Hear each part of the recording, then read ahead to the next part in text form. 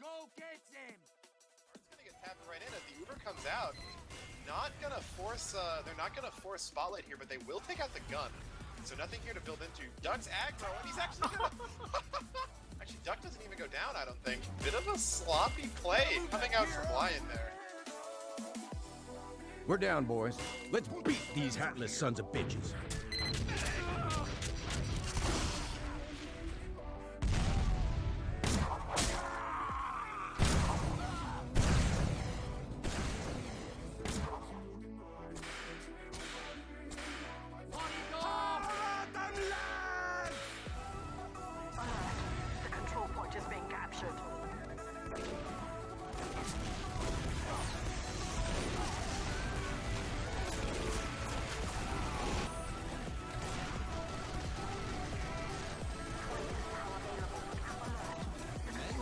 Good positioning onto the point, but Tacos gets another backstab with Exile. Oh!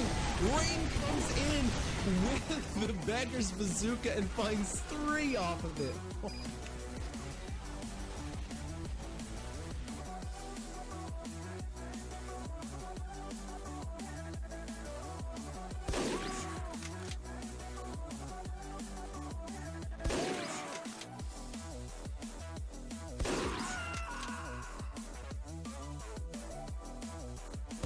Back into this. Cat Noises have dropped their numbers. Daffodil goes down. Alto gets headshot by Fallen Lord. Exile and Fallen Lord, the last 2 remaining. It's overtime, and they can't get on it. 2 seconds to get on, and Dogs gets immediately denied. Oh my god!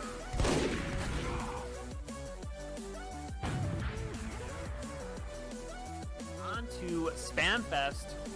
And the Sentry Gun, no, the Sentry Gun's still there, but no! Oh my god, Mirror Man! What a bomb! He uses the Sentry Guns, pushing them away, able enough to get a bomb perfectly on a Cookie Chick.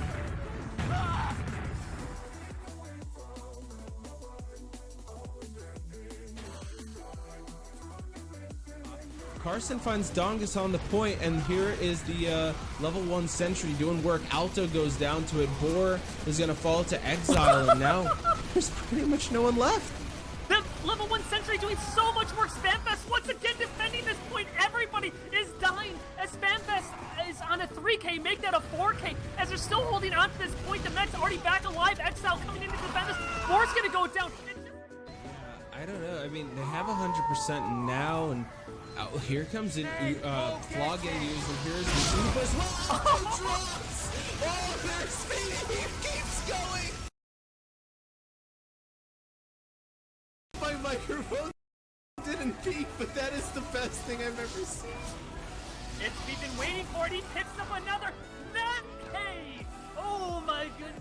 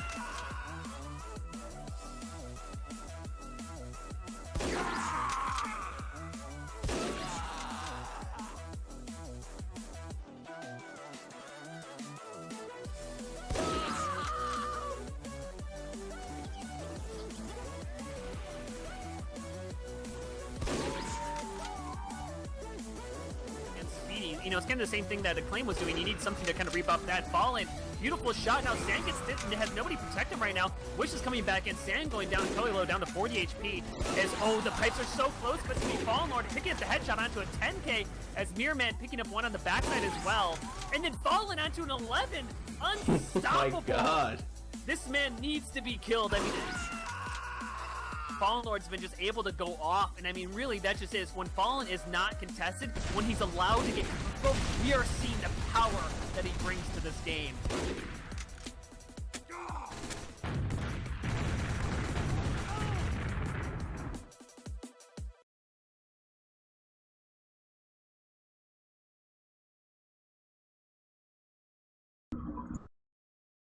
Welcome out, ladies and gentlemen, to this RGL.GG Grand Finals. It is finally here, Season 4, $4,000 prize pool. Two of the top teams coming together, showing off what TF2 is, all these different classes, what can they do on a payload map. It should be a great time. Froyotech versus Cat Noises. I am sigafoo, and I'm joined out with not one, but two lovely people, and a third one behind the scenes. I got Alto to my side, Voxday to my other side, and Dolphin behind the scenes. It should be a great one. How you doing out here, Voxday?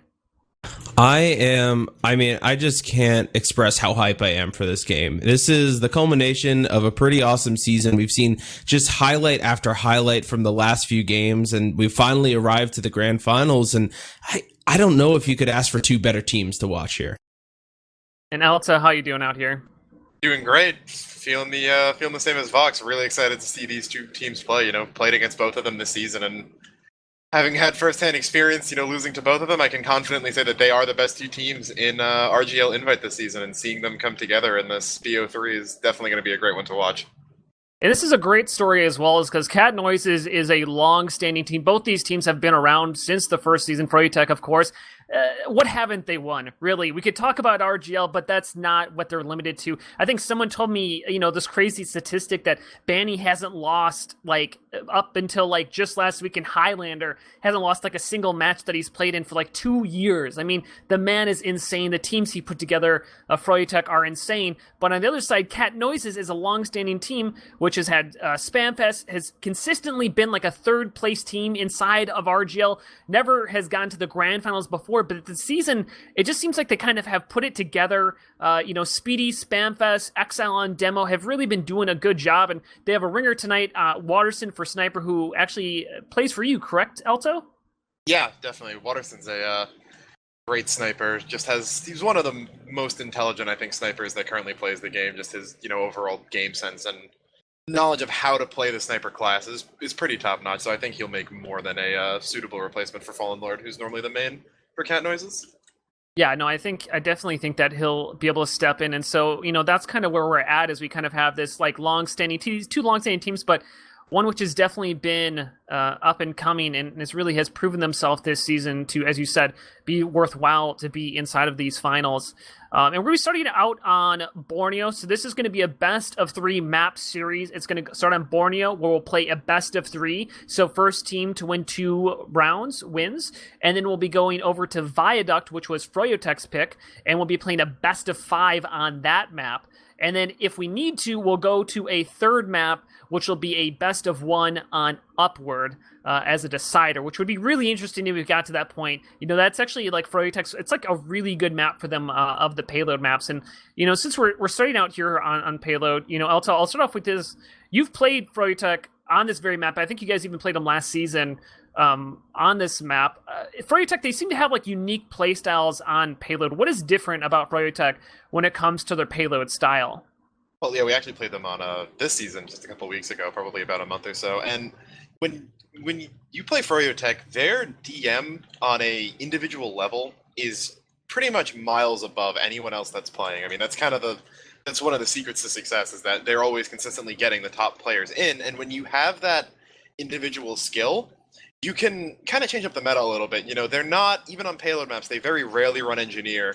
I believe it's Eric who normally plays Pyro very frequently, uses the Scorch Shot, which for a lot of people is just a very kind of annoying weapon. But when you play against Froyotech, this Scorch Shot becomes something that's just constant. You're constantly on fire. You're always missing 20, 30 health. And normally, against other lower level teams, that can be something that can be played that isn't as much of a big deal. But for Froyotech, they have just such a strong foundation and knowledge of how to play the game. If you're always coming into a fight down 20, 30 HP, they're going to win that fight almost every time, just because, those margins are enough for them to capitalize off of.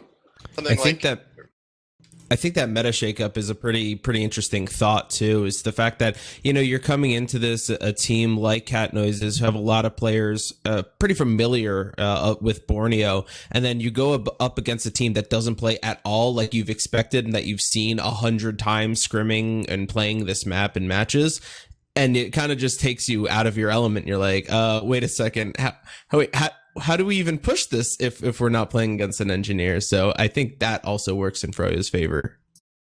Yeah, I mean, I think that's one of the things that we've really seen about Froyotech is just they don't, because they don't have a strong Highlander background, that actually kind of works out in their favor inside of Prolander, where they just do some weird things. The classes they choose, the holds they go for tend to be a lot more aggressive than a traditional Highlander hold, and it often works out in their favor. But really quickly, since we have a large audience here, maybe some people are new, let's talk a little bit about Prolander, if you're not familiar with the format. So RGL.GG, that's the league that these teams are playing in. And Prolander is a 7v7 format where you can only have one of each class. So every class has a chance at being played. Most classes are viable at a majority of the game, but it kind of depends because you have to kind of play off of what the other team is playing. So if the other team is running a sniper and a heavy, maybe a spy could be more viable, but, going up against Froyotech, maybe not running a spy is not the most viable thing in the world because they're just going to have such great DM. Versus like maybe if the enemy team is running a spy, maybe you run a pyro to help counter that. You have to kind of mix and match and kind of do a little bit of different things. That's one thing that we see, for instance, out of Eric on Froyotech. He tends to be what we call their flex player, and he'll play pyro a bunch. Sometimes he plays engineer, and if they're trying to like push a point, sometimes Eric will run spy because having that spy to get that opening pick can really set things off. And so Prolander is basically like a faster paced version of Highlander, playing on the maps you see in casual. That is what you're going to be playing, and it's a lot more dynamic than some of the other formats where you have kind of static classes like with sixes and Highlander. And this one you really get to see kind of all classes be used, but you're not stuck on any of them in any particular instance. I mean, Elto, do you think, like, as a player inside of Invite, do you think that's a fair assessment kind of the format? Yeah, definitely. And one of the things I think that got brought up in one of the previous casts that I believe Vox said, that's something that really kind of rings true when you're playing it, is that you have that kind of I guess like dynamicness that Highlander has, where you have multiple different classes coming in. You have to be prepared to play against 8 different classes. In playing Highlander, though, sometimes a little bit of that can be negated by the fact that you have 90, or not 90, excuse me. Yomps changed his alias in the server to 90 million. You have 9 people on a team, and if one person gets caught out, there's kind of a safety in numbers thing where Highlander, if you drop an engineer before a push, it's like, all right, well, we still have advantages, we can still go off of that. In Prolander, every single frag matters a lot more, but whereas in sixes, you only have the same 4 classes being run. It's just, you have more situations kind of coming at you that all mean a lot more, and it puts a lot more tension into the gameplay because every single pick matters, and you get picks coming in from different ways, and it adds just a different dimension to the game that, as primarily a Highlander player, I don't see very often, and I've heard the same statement coming out from, sixes players, so I think it hits a really good balance. Yeah, just real quick shout out. If you guys are interested in trying out Prolander, Season 5 is starting up in the fall. You go to rgl.gg, you can register. We also are having a one-day cup that's happening just a few weeks from now, and it's one day. So if you just want to give the format a try, you want to try it out, play a bunch of games on one day. It's free to enter. We give keys away to half the teams based on your division. It's a ton of fun. You can check that out at cup.rgl.gg. And final promotion I'll do for right now, rgl.gg/pugs. If you want to try this format, we also do pugs on a weekly basis. We have this, there's a lot of talk about toxicity in the community. That's one thing that RGL really, really strives for, is having a very friendly, welcoming, opening community. And we've done a very good job with that. And if you want to join us, rgl.gg/pugs, you can play pugs and all different stuff. But either way, we can talk a little bit more about this match. I mean, let's talk a little bit about these rosters. I mean, Vox, you have been casting with me. You've been casting for a long time. Looking around the Cat Noises roster, we have Carson, Mirrorman, Exile, Daffodil, Percy, Spamfest, and Waterson's going to be ringing tonight. Actually, it's going to be Speedy, not Percy, excuse me. Are there kind of some players that kind of stand out to you, or what are the kind of players we should be looking out for, and why should we be looking out for them? Yeah, I think I'll focus right now just on Borneo, but I think for Cat Noises, one of the big things is going to be Waterson. I hate to give him too much attention. It's just like, the ringer, but as a lot of people have already alluded to in the chat, Boar is an absolutely insane sniper. And I know we'll get to Froyotech, but it's really, there's going to be a lot on his shoulders in terms of those 1v1 fights and making sure that sight lines are free and clear for pushes for Cat Noises. So that might be a lot of weight to carry, especially coming into a team and maybe not being completely familiar with how they play. But I think it's also gonna rely on whomever is gonna be kind of taking their flex role, whether that's Daffodil switching off a little bit, Spamfest as well, to see, okay, maybe it's time to switch off to a Spy to see if they can get a cheeky backstab on board, because he doesn't think that there's a Spy on the battlefield. The last player I do want to mention is Carson, probably going to be switching off Scout, might see some Heavy come out on defense. Carson is insane on Heavy, and if he can have a really good kind of combo hold with Exile and Speedy, or sorry, is Daffodil playing Medic tonight, or will Speedy be flex? I believe Daff should be on Med. Okay, yeah, so with Daffodil and Exile, I mean, that combo is scary. I mean, that is, even for a team like Froyotech, I think that can be hard to push through. And I just want to say right now, we are 90 seconds away from going live, so stay here. We're about to see the first round. Froyotech will start on offense. And looking over on the Froyotech side, I mean, there's a lot of people. Pretty much everybody is what we need to look out for. But also, just real quickly, do you want to touch on some of the players over on the Froyotech side? Yeah, we had already mentioned Boar, probably the resident top sniper in the game right now, who's always just got a massive impact. Sometimes you may see him come off to a little bit of a rough start where, maybe right off the bat, you might lose a counter sniper but I'm fairly confident that by the end of this game, he will be having a very large impact. And the other player I really want to bring up, as granted, everyone on Froyotech can be huge players, is Habib. Because it's my belief right now that I think Habib may be the highest single impact player of any team, and arguably any game mode, at least from my experiences against him in HL and Prolander, where, a player like Banny has such a big name behind him, and he's popular, and he plays the game fantastically well, but he's always kind of going to be that percentage player where he's always going to be taking the smartest possible move. And if you have a good enough reading of the game, you know where he's going to be, you know what he's going to be doing. A player like Habib is prone to just pop off and, 2 or 3 pipe half your combo behind a wall just randomly, and then suddenly there's all these openings that, maybe you thought you may have shored up that he's just constantly pressuring into. So his ability to create pressure, and conversely the ability of Cat Noises and Waterson, I think in particular as well, to shut him down, will definitely set the early tone for this match. I'll be curious to find out. I was watching the Highlander game that Banny and Habib played in earlier this week, and it was one of the issues was that Habib was getting a little bit too aggressive away from Banny, but in this format where DM is a little bit more present, I'm kind of curious to see if that's going to reign again. But either way, you got 20 seconds counting down. Vox, Alto, you guys are going to take this away. I'm going to step to the side, and I cannot wait to see what kind of great match we have out here, so take it away. Hell yeah. So we got Froyotech starting off on the offensive side. Bandy's on Scout, Garbuglio on Soldier, Habib on Demo. Really not too many crazy classes, just Eric on Spy, and that might just be getting into a position for the sap on the gun as the doors do open, but Eric actually off to Pyro, so just making sure that the medic Daffodil is actually running Uber Charge perhaps. So we're going to see Froyotech starting to bait a little bit over on their right side of the map, but haven't pushed forward, haven't really vied for much positioning, but Waterson goes down early to Garbuglio, and maybe that's going to open things up for Boar. Yeah, Cookie Jake is already out of spawn. He didn't even wait a bit. Pretty confident in his team's ability to be able to take space. Mirrorman's going to go down too, actually, to Banny. Eric's going to take out Spamfest with a detonator as she's pulling her gun out, so this is going to be a first push coming in pretty much instantly. I wouldn't be surprised if this is under a minute.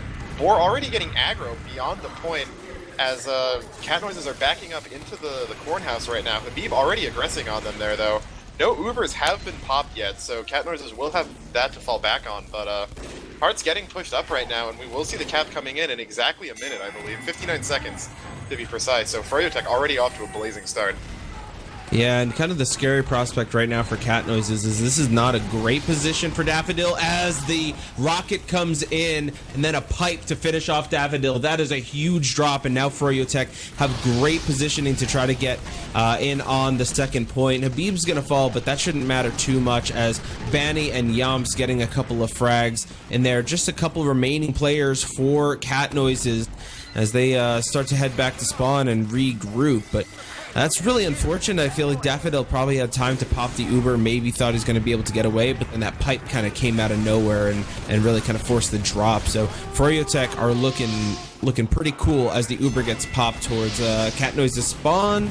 Doesn't look like too much is going to happen with it as looks Banny's chasing, but either way, just kind of furthering the confusion for Cat Noises. Yeah, actually really big in that Uber there is that Speedy got a battalion's backup popped off the instant that started, and that damage resistance is probably what allowed Carson and Speedy to survive that, meaning that there's not a total wipe for when Daffodil respawns comes back in on third. There will be a bit of a defensive hold coming up here. We've got Spamfest already with a level 2 on the upper level. Speedy still coming back in from spawn right now. Telly being built, which is pretty big, but Froyotech is pushing in through their left side. Vanny getting aggro right now. Cookie Jake sitting only at 60%, so Uber Red in the favor of Cat Noises. They do have a lot of ground in here, though. Guns being circumvented a little bit. Yomp's crawling up on the boxes. Vanny's actually forcing Daffodil to play really far back on the defensive left side, as this kind of alley that offense likes to walk into has been completely denied. Spamfest gets sniped out by Boar, so the gun's gonna go down. Oh, but Watterson comes in with a big headshot from all the way back towards last to drop Cookie Jake. The Daffodil did get popped on the other side of that, not entirely sure by what, probably Banny, as Carson did kill him. So it does look like, thanks to that huge headshot coming out, that Cat Noises are gonna be able to maintain a hold for now. Yeah, but this is kind of a scary prospect. I think they want to hold third because they haven't had great times on first and second, but if you kind of wipe at this point, you might end up getting forced back to last and lose both off of one mistake. But I do think they have enough players right now when they're pushing Froyo back enough that it's not going to be a problem, especially with Banny falling such a huge impact player. But Boar, talk about impacts, headshot onto Daffodil, and these medics are having trouble staying alive. Both snipers stepping up in big ways, but Boar the one to put the next notch.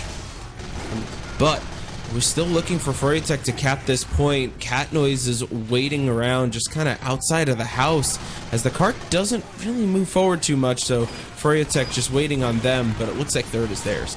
Yeah, that was pretty much the last remaining vestiges of Cat Noise's defense got pushed out there, so Froyotech doing what some teams, do consider, especially considering they're not as Highlander focused, where they just ignore the card, use that 7v7 advantage, or, I guess neutrality, instead of pushing 6v7 with a member on the card, to kind of clear out the territory, then take the card afterwards.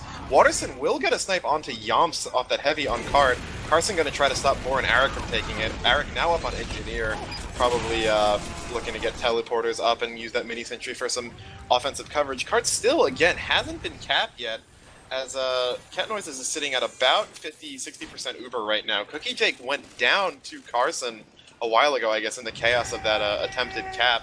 So Uber Red will be in the favor of Cat Noises right now. Bit of a, passive defense here, trying to hold the cart, as it looks like Habib and Banny will start to get on it now. They shouldn't have too much of a trouble capping it in, or maybe not, as Carson goes in, gets air stalled a little bit. Yomps will take it in. He goes down to Yomps' rockets, Scarbuglio going down as well. But Froyo does have the point cap. They do have those important forward spawns, meaning they're not going to have to run back all the way from first. Cat Noises still has the Uber ad right now. Cookie Jake's sitting at 80% to Daffodil's 100, so they can hold here, but once those Ubers even out, they may want to consider backing up. Yeah, and Spamfest does have a gun on last, so that's kind of their safety net. They still do have to be careful. Daffodil in a precarious position as the Uber might come in from Froyotech over from the yard side, and that's exactly what's going to happen. Banny leading forward is going to find Carson as Watterson picks up Boar on the backside of the Uber, but still nothing too much being found. But Garbuglio and Yomps will fall towards the tail end of that. Merriman does get picked up, but still a good hold in this kind of like 3.5 hold in a sense from Cat Noises. They will have to worry, as you mentioned, on those forward respawns, because as they lose players, Froyotech will be able to get back to the front lines faster, and you don't want to leave Daffodil in a position, especially where Boar can maybe snipe him while backing up. But taking over the right side of the map right now is Froyotech, but Garbuglio and Arik falling might still mean Cat Noises can hold this, but I think they are going to finally back up into last. But Boar gets another headshot. Daffodil trying to escape through the lower ramp, and that just hurts way too much if you're Cat Noises. Yeah, definitely. Cookie Jet coming up onto Uber right now even means that this push will probably be happening very soon, as Froyotech seems to be getting buffs out on all their players. It's getting, you know, some pre-push positioning. Def will be respawning, and Board does go down to Carson, I guess trying to get aggressive in on that left side, I think? Or right side, actually, excuse me, the defense perspective. So, no pushes yet, as I think they are waiting on that last player to respawn. Does seem that Froyotech will be moving in towards the left side here. See, hear a horn get popped. I think that should be Speedy's, yeah, battalions. Meaning Boar won't even have the ability to headshot anyone if he tries. Uber will come out onto Banny. Gun getting wrangled. The Mirrorman trying to stuff it. Daffodil does not have, though. So he's going to be kiting further back. He will go down, electing to go into the long hallway instead of spawn. But Cookie Jake does get traded out. Speedy landing some really nice rockets. Boar takes out Spam Fest. So the gun's life should be numbered. And we have a lot of players down on the side of Cat Noises right now. Couple down on Froyotech, but numbers definitely do favor them. Yom's getting on card right now. Should be able to get a lot of distance out off of this. Although Cat Noises are getting spawns back. Waterson's going to get spammed out right near his own spawn. So no long-range threats right now. But it does seem that Froyotech not pushing that cart during the Uber will end up hindering them a little bit, as they aren't able to actually get that much ground before Cat Noises respawns. Yeah, and Cat Noise is kind of taking advantage of maybe that misplay and just finding picks every so often, just kind of finding their ways into winning like little 2v1s. Banny is going to go down too, so that kind of just extends the issues for you're going to have pushing last. Exile does fall, trades out with Garbuglio, Mirrorman as well, so I mean they're just frags going left and right, but that close spawn for Cat Noises may still help them because Froyotech has some distance to cover. Eric, though, on Engineer might mean they have a teleporter to get a little bit closer. Speedy will fall to Boar as Froyotech start to work their way into the right side of lobby, and they're finding picks as Carson is going to get picked up as well by Eric. Boar, another shot on that sniper rifle. Oh, it's another as Daffodil gets dropped. This has to be the push from Froyotech. Everyone is falling. Exile the only one left alive as some of the respawns start to come in, but there's an Uber at spawn to stop them. 8:36 the time, and actually not a bad hold considering for Cat Noises. Yeah, 8:36 it's decent enough. I mean, I'd say that it's hard to tell with Prolander payload because sometimes you'll see both teams play matches blazing fast. You saw that a lot on Badwater when it was played. Borneo's a little bit of a different beast since it can go really quickly due to the snowballing, but Cat Noises did do a decent job of kind of, I guess, losing the word. They did a good job of holding off Froyo's pushes for a while. So 8:36 is definitely going to be a time that I would favor towards Froyo. But if Waterson and maybe any of the Cat Noises flex players can maybe switch off to a spy, get a med drop onto Cookie Jake, or just one of the explosive classes gets a good force off on him, and they take that momentum and run with it, this time is definitely capable. You'll see Borneo time sometimes under 6-7 minutes. So there's nothing stopping them necessarily other than Froyotech's own defense, which they will have to be very sharp to take down. Yeah, I mean, this is kind of where maybe the experience of playing Borneo so much can work in Cat Noise's favor, but kind of as we touched on during the pregame, Froyotech, because they have a different approach to payload maps, it might still be difficult for Cat Noises. I know, especially on Upward, and a very different map, but still I've seen Froyotech do some crazy things holding first, even without an engineer. So Boar is going to start things off, headshot onto Spamfest, so back to the respawn room already, as Froyotech already kind of backing up to the house. They were a little aggressive, just taking peeks for anyone pushing out a spawn, but at this point just want to take that passive hold. Speedy getting spammed out by some pipes as Mirrorman falls as well. Garbuglio and Banny holding down the other side, but Froyo, they're aggressive when they need to be, they're passive otherwise, and this hold is looking nice. It's early, but it's looking nice. Yeah, Yamps actually dropped off with a little ledge there to go down, take out Carson, and narrowly escaped with his own life. I was just, for the sake of seeing this point get capped and for more game time, I was kind of hoping he'd go down for that, but he barely escapes. We will actually have an Uber come out, popped really early from Daffodil as Exile is looking to maybe get some ground in. Garbuglio is going to go down to Spamfest on the back end, but the Uber gets popped out extremely late. Cookie Jake having a really good Uber. Dav's going to get caught out by Habib going down. Spamfest, Mirrorman, Speedy all dropping. Habib will get caught out by Exile actually, but he'll be traded out by Boar right after that. Eric and Yam's going down too, but the result is 6 down on the side of Cat Noises. Waterson the only one standing, and even with 3 down on Froyotech, with Boar standing on the cart with his med right now, I don't think there's too much they can do about it. Yeah, there's Mirrorman whipping his team just to get even faster in Froyotech's face because they know those respawns are taking a while. Waterson with a good headshot onto Banny will mean they're going to lose their scout and have an opportunity to take first. Waterson does get a headshot onto Cookie Jake too, so perhaps sign of things to come. They definitely need him to step up now if they're going to be able to push this cart. Boar has an aggressive spot, might get spotted out or picked up rather by Mirrorman, and he does. As Cookie Jake still a couple seconds on the respawn as more members of Froyotech falling. They might have a chance to grab second here, but they still do have to contend with Yomps and Banny as Cookie Jake respawns, and that's still a very difficult prospect, but Banny does fall.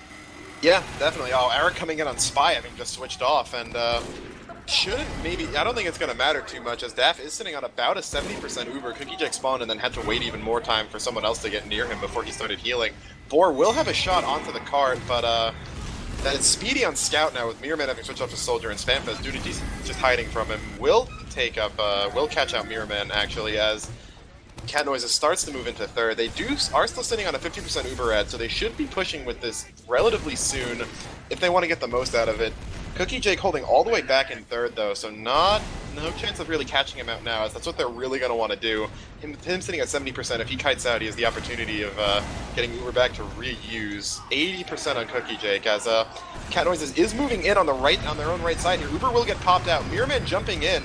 Yomps is going to get launched up, but he's not going to die immediately. Exile not doing too much damage on that Uber, as Speedy and Waterson go down on the back end of this. Exile will get traded out as well. Right as Cookie Jake comes up onto Uber, Yomps living again with a sliver of health. Carson getting super aggro onto the third floor, as the Uber's actually going to come out from Cookie Jake.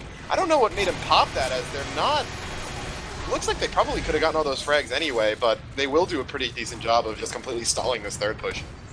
Yeah, for Cat Noises, that's a little unfortunate because it looked like they had an opportunity. They had Uber advantage. They were trying to push in onto Froyotech, but just a good job kiting, kind of blocking and pushing back the players of Cat Noises, so they weren't able to kind of wipe them despite the Uber disadvantage. And the Uber does come out, and but they built quickly, so they do still have advantage despite that. But I kind of want to see some more aggression out of Cat Noises. They've done a good job pushing to this point, and you don't want to fall behind, especially because you're at that Uber disadvantage, and things can just compound here.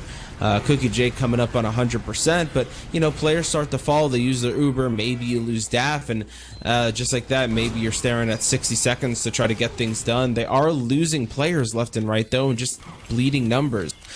Waiting for their Uber to come up, which should be soon, but even an even Uber fight does not bode well for Cat Noises. Yeah, you really want to try to you need to get Cookie Jake's Uber at somewhere, and I would have liked to have seen them maybe run a sack or two, even if it just doesn't do too much, with Daffodil playing really far back. Thankfully, Smithus does have a telly up, which I believe is at least level 2 or 3 at this point, so the respawn shouldn't be too bad, but Exile going to get caught out. Will stop too much aggression from happening. Memphis and Speedy going down as well. Waterson gets a headshot off onto Yomps, which will be nice, but Eric on Engineer also has that teleporter up somewhere, so his respawn, the walk back, will be shortened a little bit.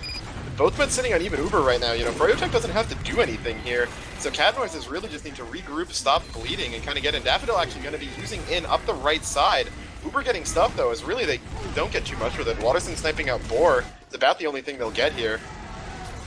Yeah, I think the big thing is maybe the gun for them, but they need to start getting that aggression. And now Eric does fall along with his gun. Boar finds a headshot onto Waterson. Daffodil falls though, so that's no heal. So this fight needs to be very clean from Cat Noises if they're going to take it. Boar gets traded out by Speedy as he falls, and so does Mirrorman. So it does look like Froyo is going to come out on top of this. Banny on a 7k. So it really is up to finding Cookie Jake, because if he can just pocket around his medic and stay at that 185, Banny's going to have no problem just taking fights left and right. And he'll just find the shots, and you'll have no way of really contesting him. Yeah, definitely. I mean, they're just kind of getting stonewalled here, and yeah, I am looking for Cat Noises to maybe try to make some class switches right now. Is actually we've got Garbuglio going around on the backside, almost takes out Daff, but the Uber will come out. Daff running for his life from Banny, sees Waterson, runs right past him. Daff on a sliver of health will go down as Cat Noises is just crumbling right here. And you'd like to think that maybe they would go with some class changes here, maybe pull out a Spy, even a Pyro, just to try to stop these Ubers if they're gonna be consistently sitting at this ad. But it's just not coming out, and Freyo's actually moving into a more aggressive third hold than what they were doing before, as still only last 2 spawners just came up for Cat Noise. Is Carson gonna get taken out? So there's like a constant just kind of bleed cycle here as they're constantly dropping players, never even having that 7v7 that they need, much less a number advantage. Yeah, and I finally think they're going to realize there's a gun underneath their house that Eric put up there. And I think this is kind of maybe victory lap for Froyotech. There's still 2 minutes to go, so I don't want to really count them out just yet. But now that they're in on the teleporter, just cleaning up, so many frags going in Froyotech's favor. So it feels like just stat padding time for them. But I do want to see Cat Noises give me something to make me think that maybe in the next half they can come back and bring this to a third, because banning on a 12K, it's how do you stop that? You know, we mentioned the fact that he's going to be healed up all of the time. Is Spy the answer? Oh, okay, well there's the answer. Watterson just needs to hit a headshot, which isn't always easy to do against the scout. Uber does get used, so this is finally position being taken by Cat Noises, but once it runs out, Cookie Jake's going to use his in return. That's exactly what happens. And Habib, it's up to him and his pipes and stickies, any kind of DM. He does find Daffodil, and if that's the only frag he gets, he's going to be happy because it's going to stunt any push from Cat Noises. Eric's ninja gun will find Spamfest and take her out. She had switched off to Spy actually, but didn't make too much happen with it, and then ended up going Pyro, as I guess they just decided the engineer wasn't working as good as the teleporters are. They needed more combat potential. But yeah, with only 30 seconds left here, you know, nothing they can really do at this point other than, you know, maybe try to shut down Habib's kill streak, make him lose some of his DOMs. We actually have Yomps hiding on Heavy in the same spot where the ninja gun was, but really I think Cat Noises just need to kind of take a step back and think what they can do to maybe, you know, come up with something in the next half, since the first and second points on Borneo give you a couple more ways in, but once you hit third, you need a really solid plan of action to take it, and it looks like they just didn't have that right now. Yeah, and I feel like it goes back to that one push that they had. They had the Uber advantage, however slight. I mean, I think it was maybe 20%, but they just got stuffed by Froyo, and after that, they weren't able to recover. I think if that goes their way and they're able to push deep into last, then it's just kind of which team is going to get the wipe first. If they can just wipe Froyotech once, they might be able to take that round. But it looks like there's pretty much no halftime being taken. They're trying to just get right into the next one. But maybe take a look at some logs as it. Habib didn't top score. That was actually Banny going 25 and 12. But Habib's sitting on a 20 and 3 right now, which is not what you want to see if you want to topple the Froyo Empire right now. 3 deaths. Watterson doing a pretty good job being the only blue player in the top 5. Only 3 frags behind Boar. Not sure what the SVS was, but he was definitely putting in his part. On the towards the bottom of the scoreboard, though, you see Daft 10 deaths to Cookie Jake's 4, which is really just a result of them being unable to get Uber, and you know, all of those consistent aggressive defensive Ubers Froyo takes into you. You know, one thing is that personally as a player, I'm not a huge fan of taking those, you know, forward defensive Ubers, especially as a mid main, because I feel like the risk of not having them work is generally not worth the reward of killing their medics, since even then you just end up on even Ubers. But with Froyotech's just, you know, raw DM ability, you saw how well Banny and Habib were doing there. They can just take those in anytime you have disad, and it feels like Cat Noises weren't accurately playing around that and giving them the space they deserved. Yeah, and it's just back to the drawing board for another offense. And I mean, hopefully for them, if you have a similar first and second, I think you'd be pretty happy. It's just kind of cleaning things up on third, which is totally doable. They had opportunities, and it's just kind of seeing them through. But looks like Froyotech opting for a very similar play this time, but they do have Eric on engineer. That's the big difference, and maybe we'll see if that comes into play as Banny gets a pick on the Mirrorman. That cart moving closer. Froyotech not as aggressive as they were last time, but I want to see it doesn't look like Eric actually has a gun just yet. He's getting ready to build it in the house. Back in corn, actually. He's got it all the way back in the window at second, so Froyotech not really playing with their gun right now. I guess they just wanted to try to get that second hold that they didn't have in the last round. Maybe feeling confident if they can hold this, but Rabuglio, Banny, and Habib are all going down right now. Uber will get popped out, excuse me, as Catnoids is actually have the better Uber here. The heavy Uber staying in. Carson should be able to take that out, though. Mirrorman, is that Mirrorman or Speedy on Soldier? That is Mirrorman on Soldier. We'll kind of clear out the little deck area, so giving Catnoids his house, and they will take this first point decently quickly. Although with Froyotech already having that gun up in corn, I have a feeling that they won't be capping second as quickly as they did last half. But great job by Catnoids is just cleaning up so many players from Froyo. Bandy tried to get in onto Daffodil, and I was impressed with the fact that he didn't get the kill on the enemy med. So that, you know, small steps, and this is another great second take, although Watterson, the only player on the cart, is going to fall headshot from Boar in the tunnel. So they're just going to try to get this cart forward. It's going to be Speedy with the ×2. Froyotech has the respawns, however, so maybe I was speaking too soon about them taking second, because Froyotech are in their face as Carson falls, and just like that, they've kind of taken over second again. Yeah, right as I said, I thought Catnoids wasn't going to end up with the point. They could have a beautiful collapse onto Froyo and half corn and just take a lot of them out, but Uber will come out from Daff right now. Speedy going to chase out Arik, and we have Exile trying to get some spam in on corn, but there's no one really there to hit. Frags are going down, though. Habib getting taken out as well. Cookie Jake getting sniped out by Watterson, and Boar will get a counter frag onto Watterson in the counter snipe, but everyone else on Froyo going down. Boar the only remaining member, but not for long as Mirrorman bombs him, and Catnoids has pulled out a wipe on Froyotech off of that Uber ad, so really showing a lot of decisiveness and aggression in these Ubers. Feels like maybe after the half, the only thing they said was, let's stop fearing them, and then, you know, immediately readied up. Froyo moving into this aggressive third hold that I've seen them pull in the past, although maybe they're not going to fully commit. They just kind of hold on the deck and lock you into the cart tunnel, but Yam's really the only person forward right now as Cookie Jake is holding their big bomb coming in from Mirrorman. Not going to end up doing too much damage, but he will force them back into the third house, so they have that much territory secured, but I'm just really still impressed with that Uber box. Yeah, I mean, that was really solid. Just Catnoids is impressing, but this is back to where they were hitting their head against the wall here, and we'll see if they have any opportunity to do better than they did last time. They have Uber advantage, but Habib, oh my god, the sticky trap gonna take out 2. Watterson falls as well, but here's the Uber going in onto Cookie Jake, 34 HP, and he doesn't get the Uber in time. Speedy gets the kill. Banny and Garbuglio down as Mirrorman finds a couple, as Speedy finds one more. Froyotech might fall here as Boar gets picked up. Speedy on 11k as Scout. Can they get this gun down? That's the last thing remaining, but maybe they're just gonna focus the cart and get this cap. But Catnoids, they're improving from last round, and that's all you need.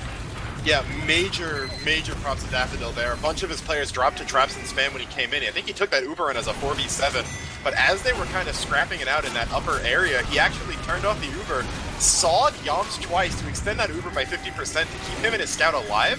And if he didn't have that increased Uber duration, we may not have seen Cookie Jake go down there. And if Froyo gets an Uber pop-off in return there, that would be absolutely disastrous. But instead, we see Catnoids, dare I say it, rolling Froyotech for the first 3 points here, coming up with 3 caps in a mere 4 minutes, which is a blazing fast time by any means. But despite as much as they've done so far, Last is still the biggest boss on this map. And with Uber ad, they should be getting aggro here. We'll have to see how they take this push. Yeah, Boar has an interesting position, but I don't know how much he's going to find. It does get Watterson, but the Uber does get used, and unfortunately it doesn't look like they're going to get too much off of it. They do get the gun, but they're at a hefty Uber disadvantage. Cookie Jake on 90%. I don't think they're going to be able to get to him before he builds that Uber fully. Yamps does go down, but Carson traded quickly after, and maybe just need to see some aggression from the side of Catnoids to see if they can force that Uber out of Cookie Jake. There is no engineer, however. Yamps switched off to heavy, so one less thing to worry about, but Yamps is just as good on heavy, so I guess that there is still that to worry about, but otherwise just I think waiting for their Uber. But I think this is a good time, maybe just go for a sack wave, because why not? Yeah, Catnoids is actually looking at their first Uber dis ad in the past while as Cookie Jake was just building through that last push. Spamfest doing something I'm a huge fan of, just building up a level 3 just outside, you know, right above the tracks. Keeps a lot of that Froyotech forward aggression out and gives them something to fall back on. They will be moving in really aggro though. Daff has Uber, but 3 of his players are already down.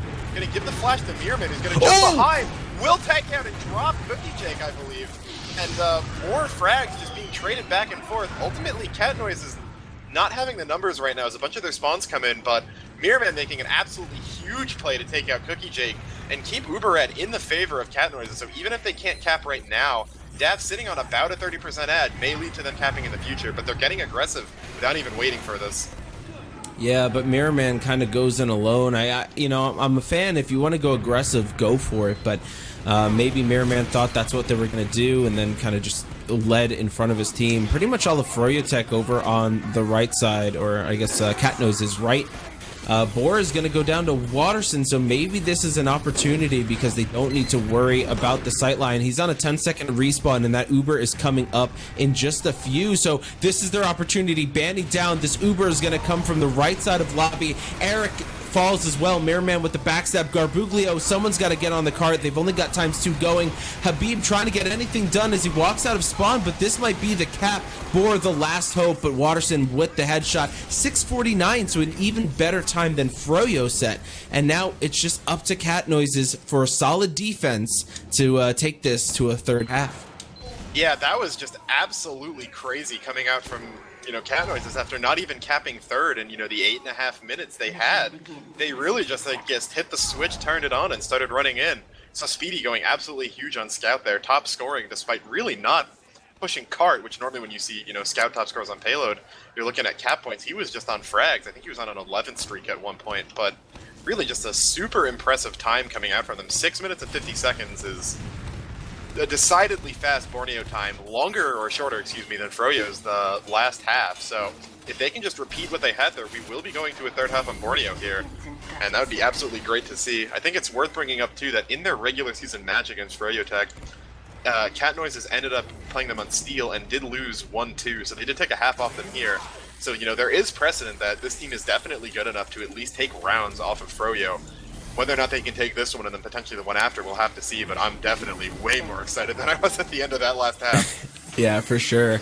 I think really for Catnoise, you're gonna have to teeter that line of, are we too aggressive, or maybe holding on a little bit too much? Because that was a really solid offensive time. So sometimes teams might think like, oh, well, we can hold a little bit longer on first, but then are you doing the converse and maybe getting a little bit too passive? So kind of finding that balance is going to be important for Catnoises. The doors did open, but really neither team doing too much off of it just yet. Spamfest has a gun on the cart path over towards the cap point as Banny and Boar do fall. So just kind of time being bled out. I believe, Froyo can only be denied for so long, but when you just need to drain out 7 minutes, I think this is a solid start for Catnoises, not immediately falling as we saw kind of last time.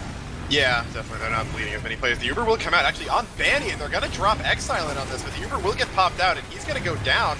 So both Uber targets kind of getting dropped here. Carson will be playing out on the ledge, but he doesn't have too much to look for, as they are going to be content with that Uber trade. Spamfest has the gun, I believe, or no, I think it went down in there. I'm not sure where it is, if it is up right now. The second court. Yeah, she backed that up a second, doing the Eric strat, if anything. We will see Froyo kind of running in here. They're going to end up trading at a 5-for-1, though. Carson being taken out, but everyone sans Boar, and now even just Cookie Jake, as he's only at 28 HP back at his spawn, but he will get a saw onto Speedy, who had switched off to Spy. So that may, or actually, I don't know if he was on Spy. It looks like he's still on Soldier, coming in off the bomb. That saw will be important, though, as it gives Cookie Jake now a 20%, nearly 25% ad. And Catnoises should be playing around this, knowing that they're going to have Uber dis ad here, but they are holding close. 90% on Cookie Jake. Going to have to see what they do with this, and yes, Catnoises is smartly backing out.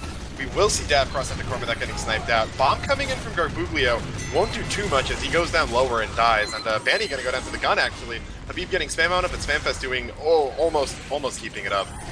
But now with even Ubers, we'll have to see how second plays out. Yeah, it looks like Froyotech want to go up the cart path. It's Habib trying to spam into the gun that's in corn. Boar is going to find Mirror Man, so maybe an important pick as he might fall. Actually survives as he backs off behind the cart. But it is Froyotech. Looked like they want to use this Uber on the lower side. So far, blocking is Catnoises, but they're flashing a lot while it's just a solo over on Habib, but already backing out is Cookie Jake. Garbuglio and Eric fall, and no one on Catnoises just yet as Cookie Jake gets picked up. That's there's some sticks from Exile underneath, and Watterson and Carson are going to be down on the Catnoises side, but still an okay hold here on second as they find Yamson. That cart still has the ramp to go up, but Why? How? Why is Boar there? Why is he allowed to get that headshot? Why? Answer me. Please respond. That's what we were talking about in the intro, you know.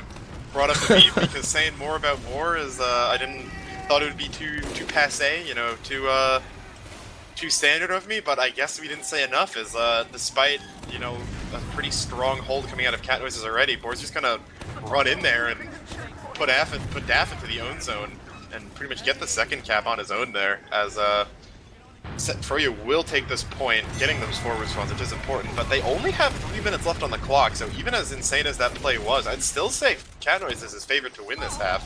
Only 3 minutes sitting on the clock, and Daff 40% away from Uber. With that much cart distance, they'll likely get Uber, although Boar, in on the left side, gonna be trying to go for it again, but he will get stopped by that sentry gun, so no god shot for him this time.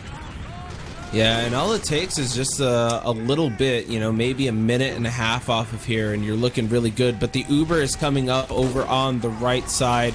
Banny chasing forward, but Daffodil smartly trying to play away, does get Uber in time, uses it. Boar does fall, but Waterson is down. Cookie Jake gets picked up by Speedy, and that might be the important pick because the heals now are in the favor of Cat Noises. As a few members of Froyotech start to fall, unfortunately, Banny is going to come in on Mirrorman, who's trying to take down Yams, and there are just frags left and right, but that cart is a little far behind, so despite Froyotech winning this the fight, it's going to take them a little bit to get there, so we'll see if Cat Noises opt to just hold last, and that's a scary prospect with 2 minutes at this point to hold it, or if they go for that 3.5 hold, but I think at this point they're not going to risk it and just kind of play passive and last. Yeah, unfortunately, Dav got caught out at the very end there, collapsed on by Habib, and right as I had, you know, last been speaking, I said Boar wasn't going to get the god shot. As I said that he walks in main, snipes Spamfest the second she picks up her gun and takes that out, you know, right before the push, which, had that gun been up, I think we were looking at a very different, you know, cart position right now, as Cat Noises probably still has the third hold, or at the very least they're backing out safely.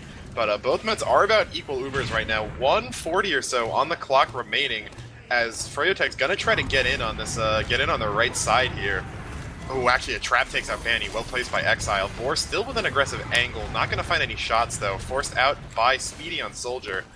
But 1 minute 30 now, both meds pushing up on Uber. Froyotech's probably only gonna have 1, maybe 2 Ubers, so if Cat Noises can successfully defend this one, they're gonna be in a great spot.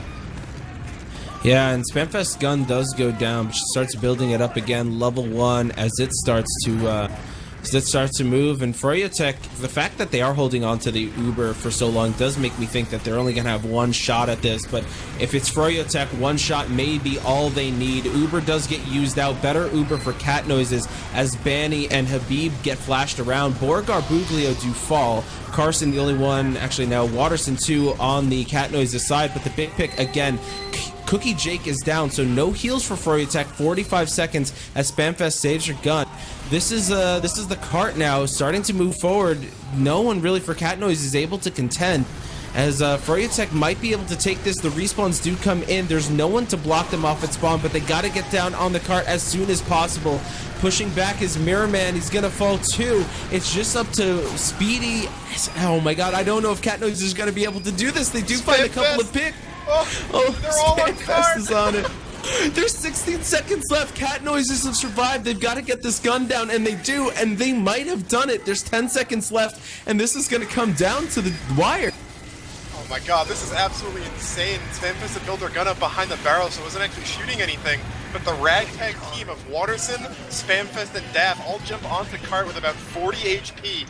Benny is not able to land the shots, and eventually that mini comes up, he goes down, and Cat Noises take this half off of Froyotech, and my heart rate is certainly a little elevated after that, Dogs. That was insane. Yeah.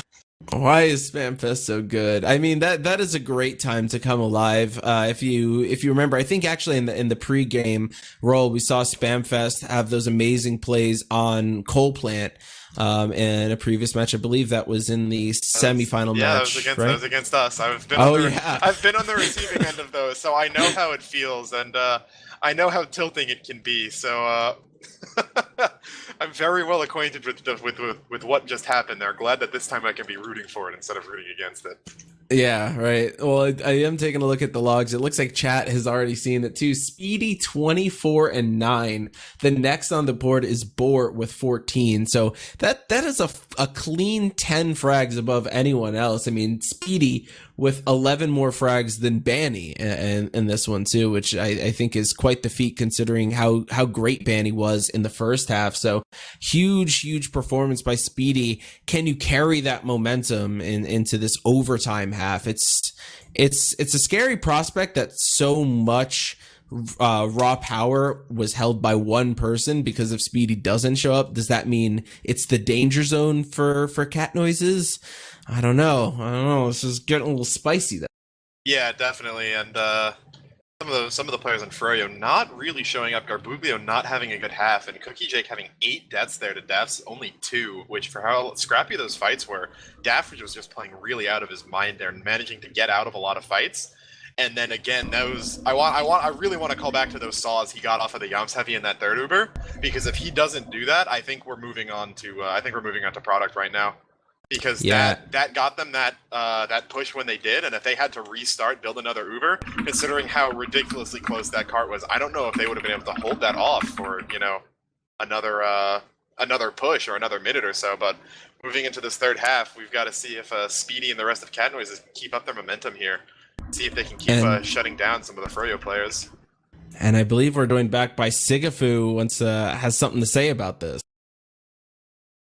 Go Cat Noises. No, it was a really great round, but I just really want to quickly say is just kind of some of the stuff that I saw, from that round. One thing I just want to be a little bit curious about is Mirrorman on Pyro on defense. I just don't think it's working out. I think that consistently he's like always kind of taking awkward fights. I don't really feel like he's a Pyro main. I don't think he is.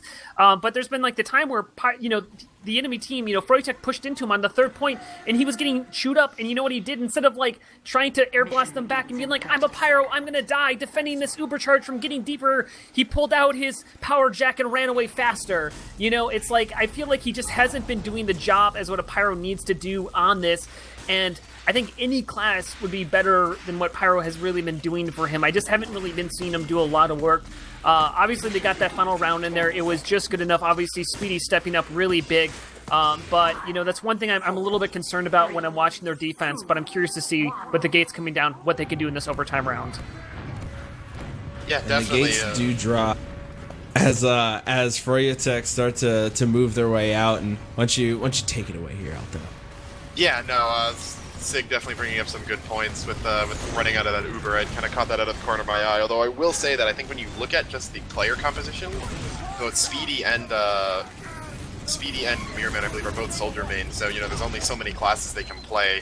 I think Cat Noise is figuring that Speedy on soldier and then not running a scout and a spy on defense would be best. But definitely may want to look to see them change things up. We do have Eric on spy right now as Vanny and Exile trade out.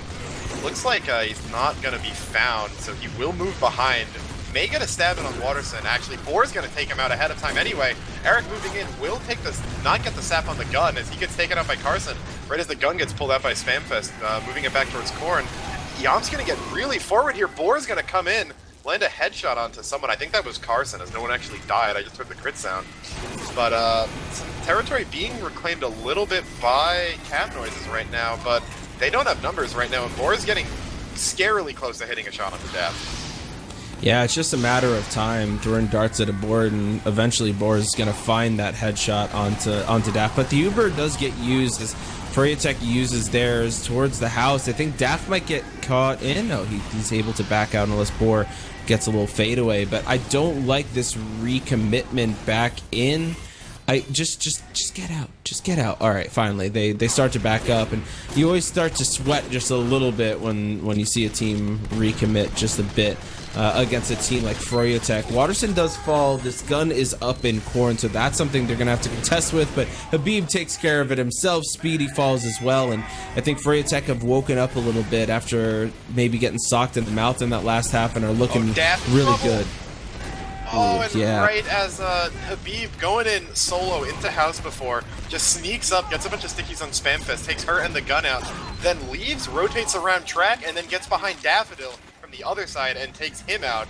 So Habib doing a lot of work right now, will go down to a Carson toward the end of that, but doing more than enough with this life, as most of Cat Noises is respawning right now. ×4 on the card, and Boar going in again for an aggro shot. Will get caught out by Speedy though. Not going to let that happen again, as it happened last time on second. But Cookie Jake coming up on Uber right now to Daft's 25% or so, as I don't think they ever had to use on first. Rebuglio coming in up top, not going to end up getting any frags, but will take the territory as Yams tries to move into the bunker, and we should be seeing a second cap from Froyo in fairly short order.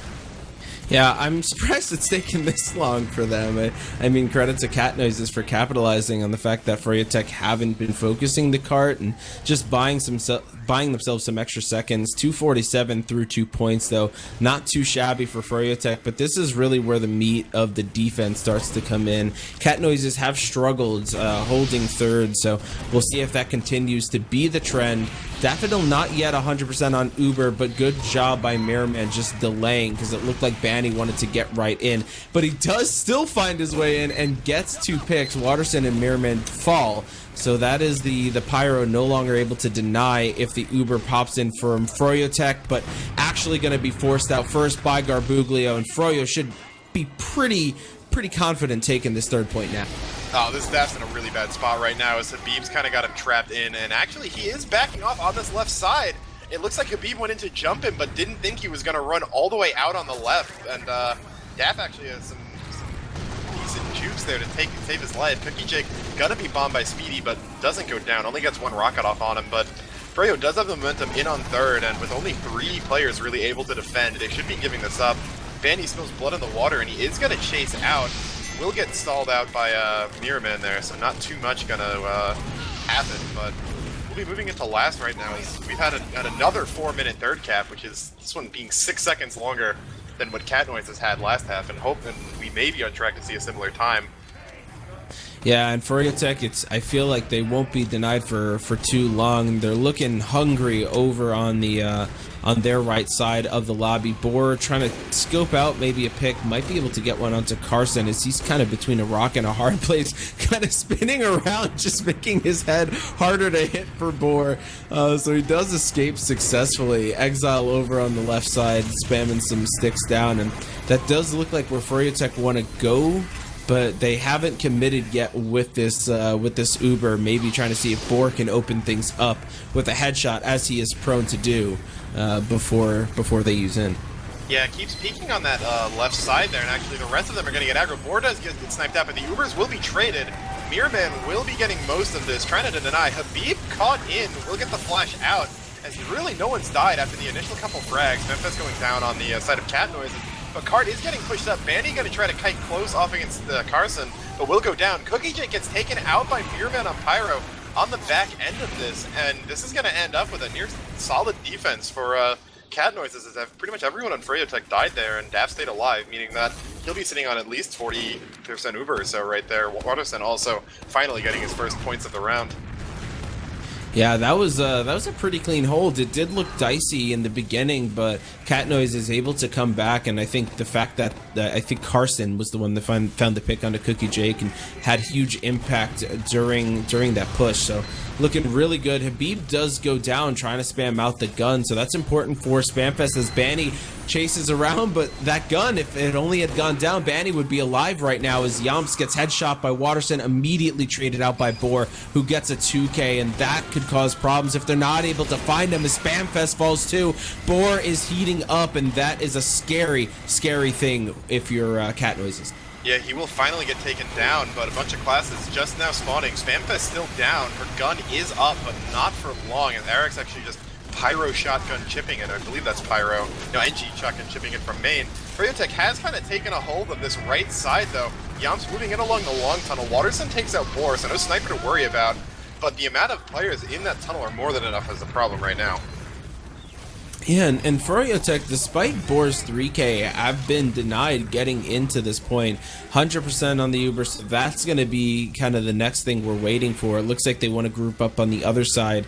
Haven't had much success in lower so far. Cart does move forward just a bit as Spamfest switches off from Engineer to Spy, but I don't think she's going to be able to get into a position before this Uber comes out. Banny getting tagged low, so Froyotech haven't used the Uber just yet, but now with the buff, uses in. Daffodil has not yet used the Uber, but Mirrorman is going to fall as a result. Don't know if that's going to be good or bad, the fact that they held the Uber that long, as Eric falls as well as Yomps. Spamfest and Carson do get traded out shortly after, and those long respawns may be a problem as Daffodil gets a saw onto Banny. But is that really going to be enough to save this? 40% is the Uber, but now Daffodil in a terrible spot as it's just a Mirrorman and Daff to try to keep the card up. 7:40 the time, and it's kind of the in-between. It's up to Cat Noises now. This is beatable. They've proven it's beatable, but they've also fallen to a time longer than this. Yeah, definitely. I guess the ideal, kind of time, just coming from a narrative perspective on this game, since, we saw Cat Noises with a quick half, but we also saw them really, really struggle to even get third. So, the fate, pretty much they write their own fate here, because you got to think, Product is up next, and considering how close this is on payload, but primarily Sixes players, you have to imagine Froyo is going to have the advantage here, moving into Product. So they really want to take this half if they want to have a good shot at winning this, because worst case scenario, you move on to Upward. That's a BO1, and when you play at a BO1, anything can happen. You can come out with a 4-minute time if Cookie Jake makes a mistake, and lock up grand finals right there pretty much. But it really is great that this is how it's turning out, just because they get to write their own fate here. 7:40 is a completely doable time. They've proven that, and now they just have to do it again. Yeah, it's and you kind of think back if your Cat Noises, you can't get stuck and like, damn it, if only we had held this for 10 more seconds or that for 10 more seconds. Of course it would have helped, but I mean, like you mentioned, this is doable, and despite Spamfest going down early, this is just the feeling out period of this round. So Cat Noise is moving up their right side of first. This Boar finds Waterson as well. They're just picks bleeding in Cat Noise's favor. They haven't really been able to do too much to Froyotech in return. So this first hold is looking decent so far, but there are usually a flash in the pan in teams' first defenses, in teams' defenses overall. So we'll see if that continues for Froyotech. Yeah, we have not actually seen them lost a player yet, so not really too much for Cat Noises to push off of. Spamfest is going to go down again as Daffodil has left spawn. The rest of the combo getting aggro on this right side here. Habib putting out a lot of spam as Banny will get taken up by Mirrorman over on that left side, so they have a little bit of something to work with now. Sticks on ground, Habib going to have to be popped out, but the Uber comes out right now. Exile going to be walking forward. Boar and Garbuglio both go down to Speedy here, so continuing some of that momentum from the last half. Cookie Jake going to be hit a little bit, will pop out this Uber as they drop off the ledge. Daff going to be running back into spawn, but Spamfest on the short circuit makes herself the priority target. Doesn't even go down. Drops to sub 10 HP, but heals back up on the card. We do have that's Eric on Pyro, kind of taking a flank position right now, but he's going to be cut off from the rest of his team. Soon to die from Speedy and Mirrorman. Will go down right now. Cookie Jake did manage to escape with his life, but as he pops second, he will have a slight dis-ad, and we'll be seeing about a 1:40 cap coming in on first or so for Cat Noises, which sets them up to take the rest of the map pretty standardly, I would say. Yeah, and that was a beautiful kite on that Uber. Great job by Spamfest. Waterson finding kills on the non-Uber players as well. But trying to get into second, Exile and Speedy fall quickly, and those are two big players, actually three, as Carson goes down as well. So this is maybe dicey position for Cat Noises as Banning tries to get aggressive along with Eric. Banning does fall. Maybe the aggression is not what was needed. Eric trying to back out might successfully do so. It's actually no, he gets picked up by Spamfest in kind of the last hurdle. Boar does find a shot onto Waterson as Speedy tries to get onto Boar, but goes down to a little sticky trap. This does look possible, but Exile finding a couple with the sticks. Uber gets used for both teams, and it's up to Cat Noises now to come out with the better half of this. Yeah, really messy a little bit since Cat Noise has dropped a bunch of players coming in on that, but then Exile goes in, drops Boar and Habib, so no demo in that, meaning it's a heavy only Uber. Trades are going to be, or frags are going to be getting traded back and forth, excuse me, but Daff will go down at the end of it as Eric comes in on Pyro to kind of clean up towards the end of it. Waterson going to go down as well, so most of Cat Noise is falling in that. I believe actually 6 or even all 7 of them did go down at some point or another, so Froyo getting comfortable on second here, and the second really isn't a point we'd have to see either team spend too much time on, Boar going to get caught out again, going for maybe a bit of an aggro shot. So no sniper should promote some aggression, but with a near 70% Uber disadvantage here on the side of Cat Noises, they're going to need to make something happen quick if they want to take the rest of this. Yeah, and they're in a good position to do so. The fact that Froyotech is kind of grouped into Corn, if they can get that cart moving forward, but they are losing a few players. Carson and Spamfest go down, but if they can get the cart in a decent position and you kind of backstab them in a sense, a full team backstab, you might be able to get third off of it, but it doesn't look like that's going to be what's happening. Cat Noise is back to the drawing board, building up their Uber. Cookie Jake is already going to be on 100%, so it is up to Daffodil just to build his, but Cat Noises, the dream is starting to become a nightmare. It's time to make your destiny happen. I don't know, something very poignant I need to say, but no, you say it. I don't want to say it. You say it. EAF 516 in chat saying need a med drop right here, and that's exactly what happens, but not the right medic, I'm afraid, as Boar lands the shot onto Daff, and that's not the end of it. I'm not gonna call this here, but with only 3 minutes left, as actually Cookie Jig did get forced there, so that is the one silver lining of this very dark cloud for Cat Noises, as the stopwatch is hitting 3 minutes. It is possible Borneo can be capped as a map in sub 3 minutes if you roll it fast enough, but with only 40% on the side of Daff right now, it's not looking too bright for them. Yeah, and especially Cat Noise's struggle on third and last is always a difficult spot. But Froyotech continuing to show dominance, getting a few more frags as Eric switching off to Spy gets Daffodil yet again. Speedy finds him, but just not in enough time. So I don't know, for Cat Noises, 2.5 minutes. I hope that they're not feeling discouraged. You still do have the opportunity as Watterson gets a body shot onto Boar, but this is kind of like that team mentality where you can start to give up, be like, damn, you know, we failed a couple of times pushing second. Oh, there's really not enough time. Let's get ready for product. But there really is. So hopefully Cat Noises are still pushing hard. There's a fair bit of money on the line here, so why not give it your all, get the blood, sweat, and tears. Merriman does fall as Cat Noise starts to try to work their way into Corn. Not going to be anywhere near Uber, but that's just going to be a fact of life as they try to take this. Yeah, and as the time's ticking down, the mathematical probability of this going into the side of Cat Noises just gets smaller and smaller, and you got to imagine that it's kind of been like a balloon, you know, just all that tension constantly building, and then Boar just, you know, with one bullet pops it, and it just looking at them in, you know, third person, it almost looks like their motions have deflated. They're not playing as aggressively, you know, they're not as coordinated, and it's got to feel so bad as a medic, you know, running into sightlines. I know that feel, and it's really painful, and you know, it's just a testament to the skill of the players on Froyotech. Boar, you know, even the past round or two, he's been kind of playing a little aggressive, channeling Barry Center, if I may, going for those aggressive shots. But, you know, with the game kind of coming close, it feels like he's serious. He gets a little serious and says, all right, you know, it's not actually that close, and just does it. And oh, Eric on Spy gonna come in as I'm monologuing about this drop. Gonna do it again. Daff going down, and with only 50 seconds on the clock, that should be it, as we will be seeing, you know, a couple more frags come out in what is essentially garbage time right now. But Froyotech will take Borneo 2-1. You know, Cat Noise has made it close, but the house always wins, and in TF2, Froyotech is the closest thing to a house you can have. Yeah, that's for sure. And as we do start to wind down, get ready for product, it looks like sigafoo is going to join us back on the desk and share his thoughts and your feelings, and we can make a little share circle, a little cry circle for Cat Noises. Support group. I don't know if they're going to be able to get there, if they're going to be able to group up to be able to do that, because that seems to be one of the things they're lacking. You know, it's getting that coordination together.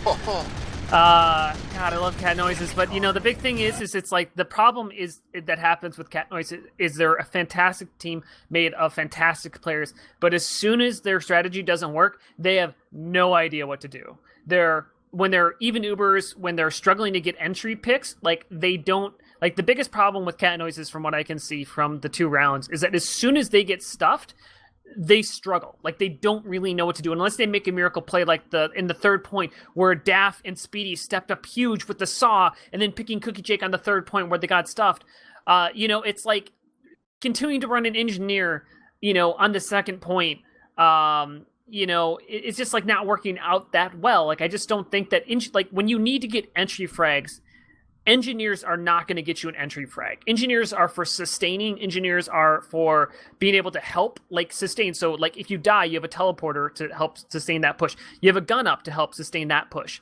But yeah, it just was a little bit lackluster. I think I really would have loved to see, out of them is switching it up. Maybe go spy, or how about a buff banner? Right? The defensive banners were working out really well. Why not a buff banner? Get that extra damage to help out your team in that way. I don't know, Alto, but it just seemed like to me like they were just struggling to mix it up once they started to get stuffed.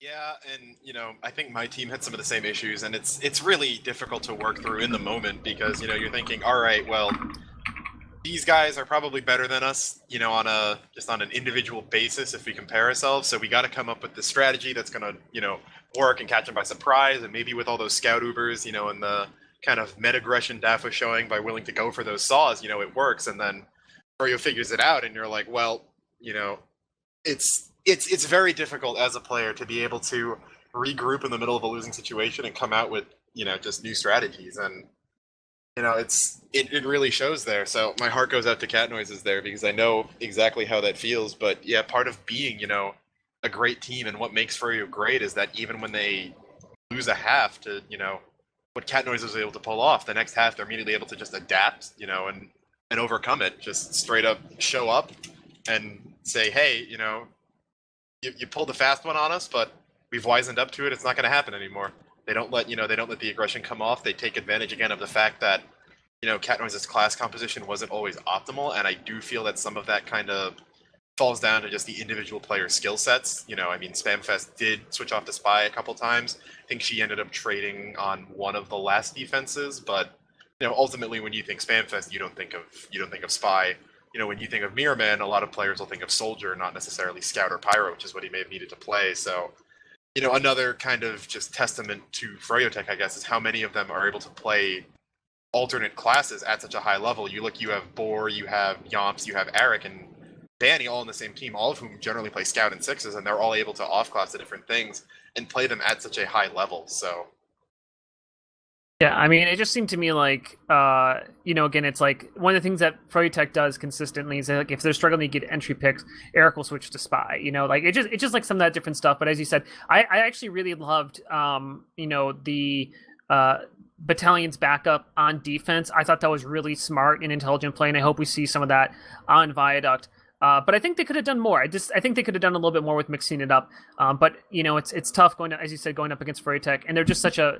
And it's just not taking away anything from Cat Noises. They really played their heart out, and it's like they might have done these changes and it still might have not worked out, right? It's easy to sit from the caster's perspective and say do this, do that, But when it actually comes down to the actions. As you said, as the player, it's a lot harder to make those decisions. Real quickly, looking over these logs from that last round, it was kind of they're really reminiscent of the first round. With Habib going 20-6, I believe the first round he was 20-3. Yeah. But this time he is top fragging, with Boar right behind him at 17-10. And then Banny right behind him at 17-11. And one of the things I was kind of surprised is that after the success of Speedy on Scout, that they didn't leave him on Scout. He's so good. I'm kind of surprised they had him playing any Soldier at all.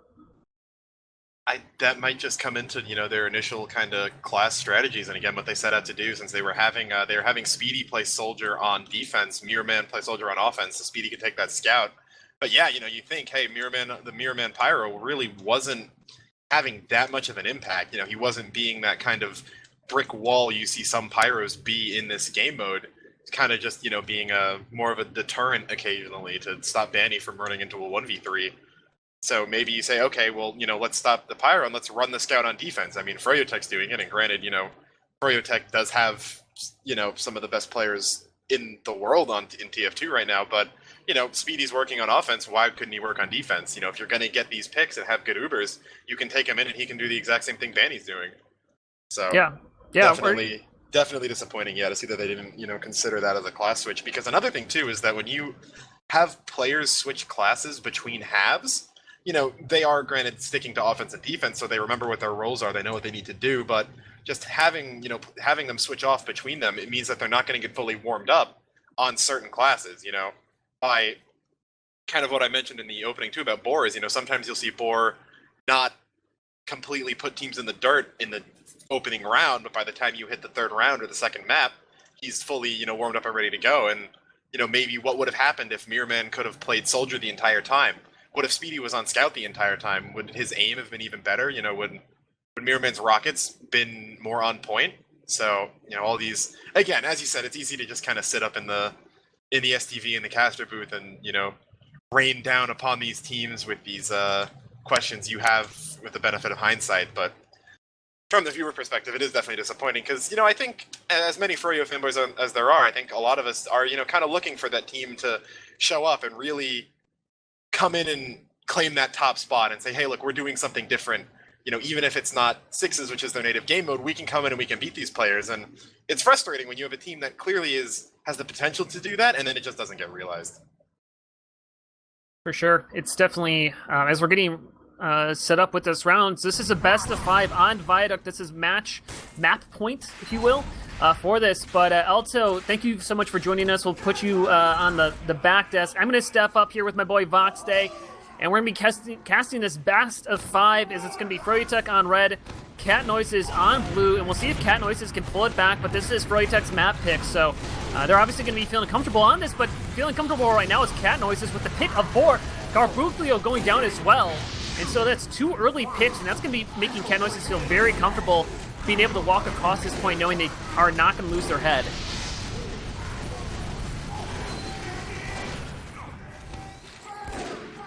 Anybody else here, Vox, or am I... Oh, that was my mic being muted. All right, we're good. We're in here. Yeah, I mean, still looking really good. Waterson getting another kill onto Banny. So coming out, it's Froyotech's map pick, but a good start and hopefully momentum in Cat Noise's favor as they continue forward. Banny kind of baiting the point just a little bit. Maybe can see if he can bait an Uber out of the side of Daffodil, but doesn't want to use it just yet. 100% coming up for Cookie Jake, so we'll see an Uber trade in just a second, but Habib goes down as the Uber comes out for Cat Noises, getting in onto Cookie Jake as the trade comes back in. Banny's gonna find 1, make that 2, but otherwise it looks like Froyotech have a good chance to take this point.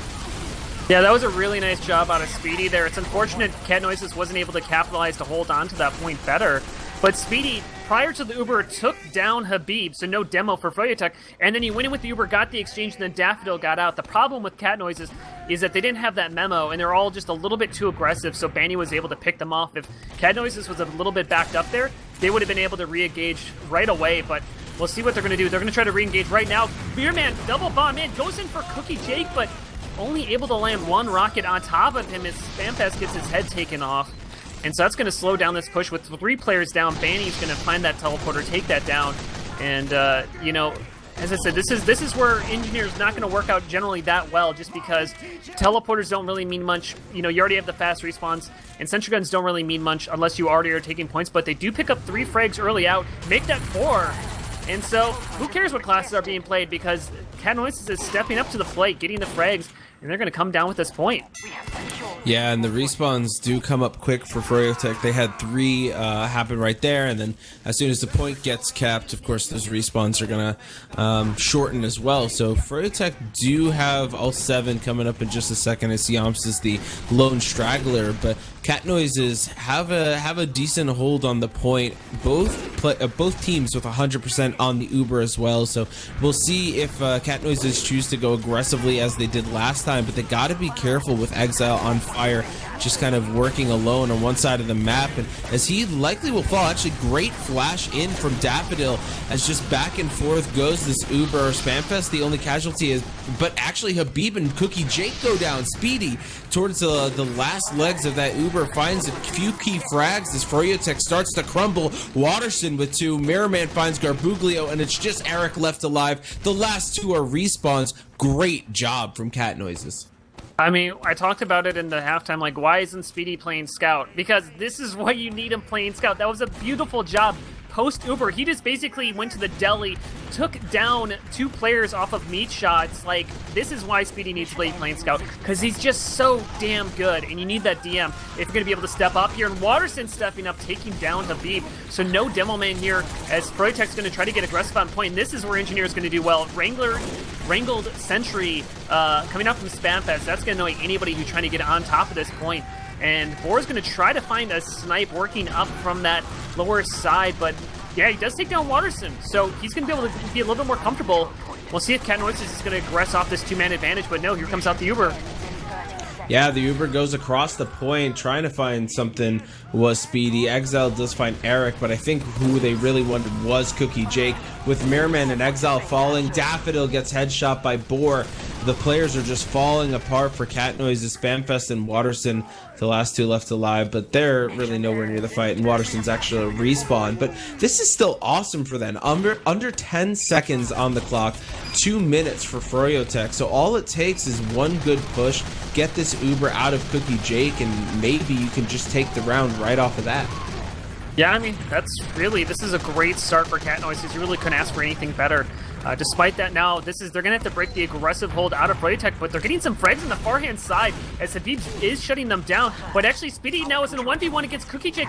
Speedy is going to be able to land 1 shot, and that's going to be enough to get Cookie Jake scared to pop that off. And so that's going to give a sizable 50% advantage as Spamfest is now on Spy. So that's going to throw them off a little bit more as she's going to decloak on the point. Habib gets taken down. Spamfest does miss the stab, but still, Cat Noises is going to push forward. It's a 5v5 fight, and with Daffodil sitting at 75%, just got to be careful not to die here so they can use the supercharge.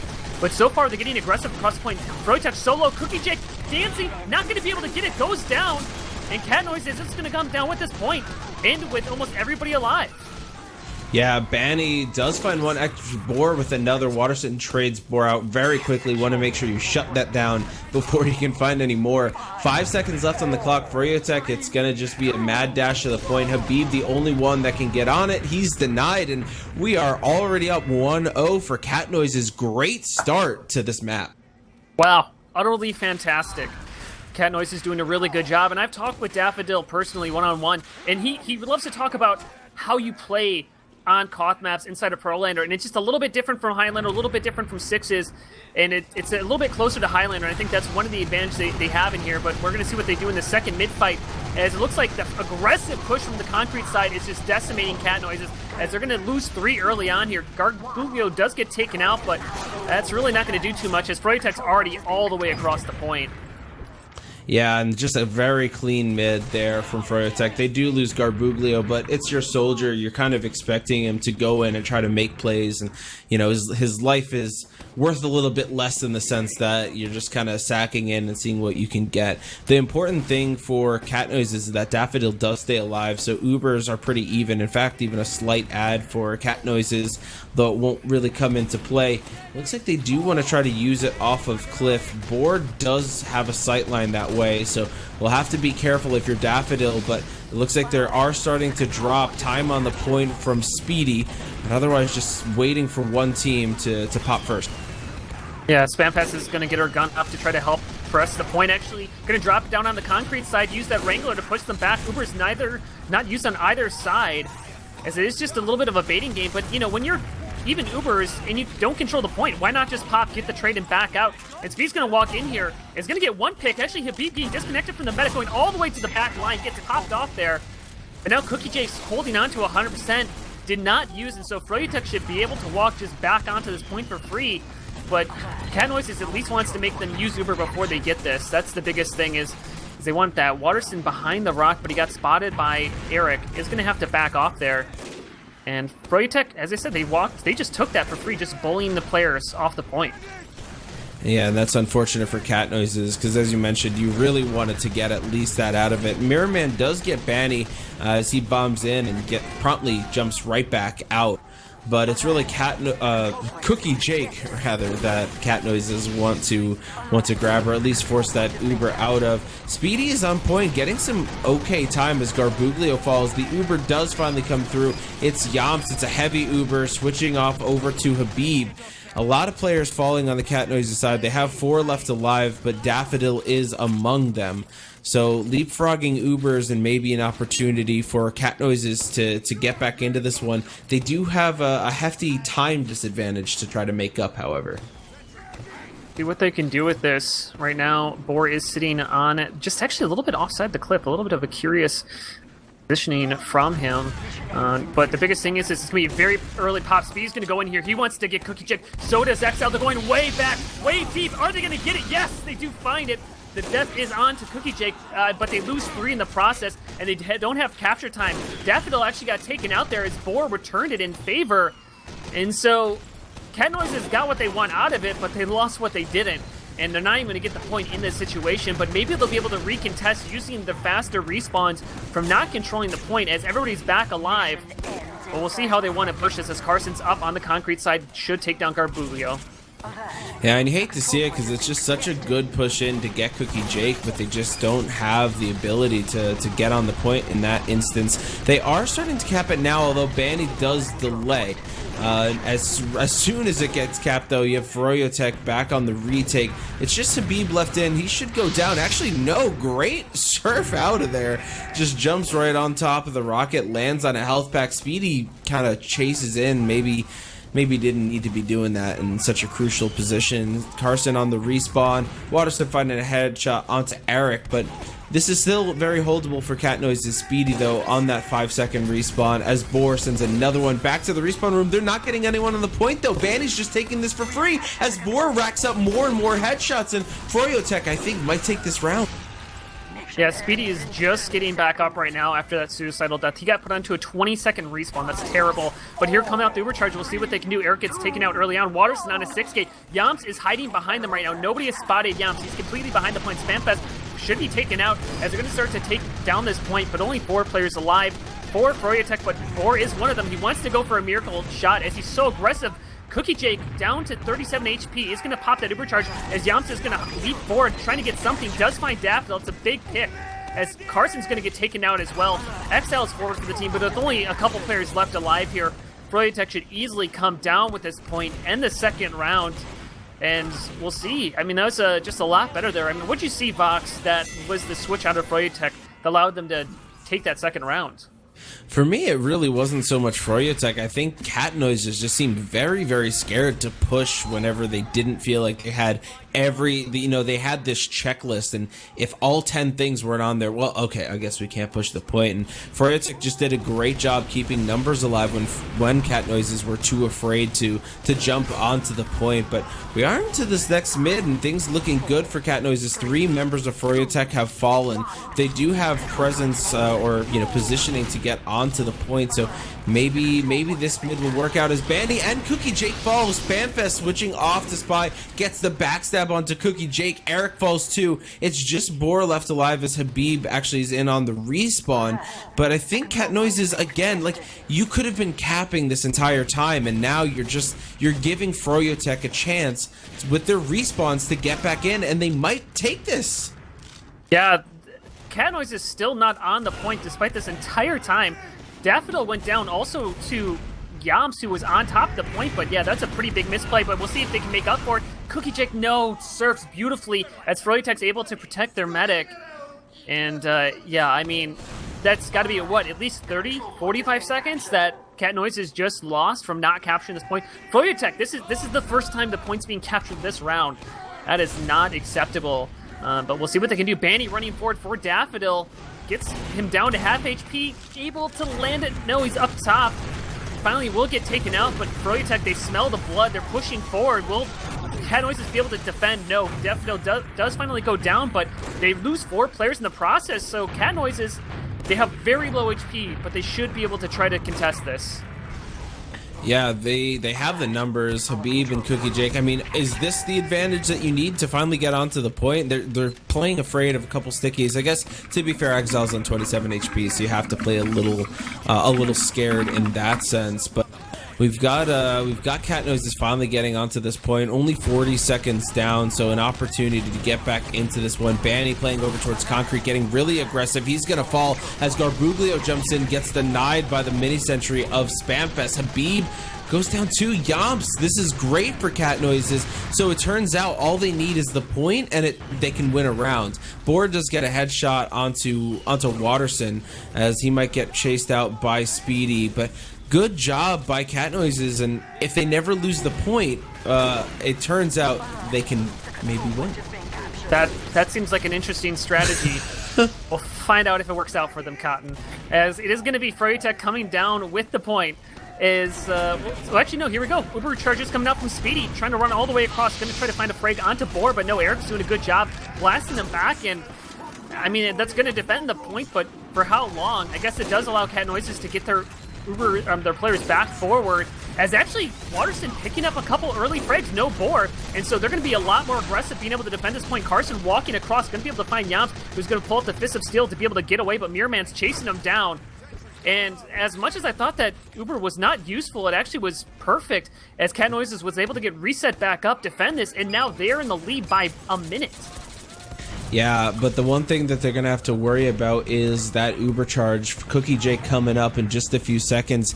Actually, Daffodil hasn't been building in probably at least 5. Starts to get on the men, but this could be a problem as the Uber comes up from Froyotech, because I don't even think they'll have Uber during the process. Banny chasing forward. Is he going to be able to find Daffodil? He might. He's chasing all the way back to spawn. Daffodil knows he needs a saw if he's going to try to stay alive and pop this Uber. He misses the first one. Waterson is there, not able to protect in time. Will Waterson also fall to the pistol of Banny? Someone's got to take him out. Spamfest does, but in the meantime, point goes in Froyo's favor, as the little chase all the way back to the Cat Noises spawn is enough of a distraction. Yeah, it actually almost would have been better for Daffodil just to die early there to be a little bit closer in that Uber charge. But ultimately, honestly, Cat Noise should just go early. Mirrorman, gets popped up. He's going to try to go across. He's actually just going for Boar. Not the medic. He gets the frag. And Speedy going across as well. And so that's almost as good of a pick as a medic in this situation, because you can see the aggression coming out for Cat Noises. They're going to lose a lot of players, but you can see the respawns are just so much better that they're going to be able to re-aggress pretty quickly, as long as they don't lose any more. Exile is still up here, Spamfest as well. And so Boar is just getting back up right now, but that's going to allow Cat Noises to take this round before he's able to try to contest this. 100% ready to go. Daffodil's going to get down. They were not keeping track of that Uber. I don't think they would have gone if they knew that they were at 100%. And yeah, they're just getting wiped out here. Speedy was really the only one that could try to make a play. He did find Eric trying to wait for the pack over on grass, but wasn't able to spawn in time before he gets taken out. And now, I mean, time is still pretty even. This is Froyotech just catching up to Cat Noises, so still opportunity, but Uber disadvantage has been the name of the game in this round. Cookie Jake still holding strong, 20-25% on this one. Boar's going to find Waterson, which is a great pick because of the impact Waterson has had in this. Boar with another exile goes down. I don't know, can Cat Noises find any kind of winning combination at this point? They've looked so strong, but they can't fall flat here. They have so much opportunity to take this round. Well, and this is what we were talking about before, is that Cat Noises struggles when they're starting to get stuffed. They really need to find something. Currently, they're down about 40% Uber charge. You know, this is where you want to have maybe a big play from a soldier, from any sort of pick class, but the big play is going to be coming out for Froyotech. They're going to wrap the enemy team. They're going to search for picks, but it's Carson above who's going to punish them, takes down 4 of them in total. Froyotech go down, and Speedy on the backside is going to be able to capture that point, and the aggression out of Froyotech completely stifled. Now, Cookie Jake might be caught out here. Speedy chasing him down, gets the pick, takes down Eric. Banny going down incredibly low as well.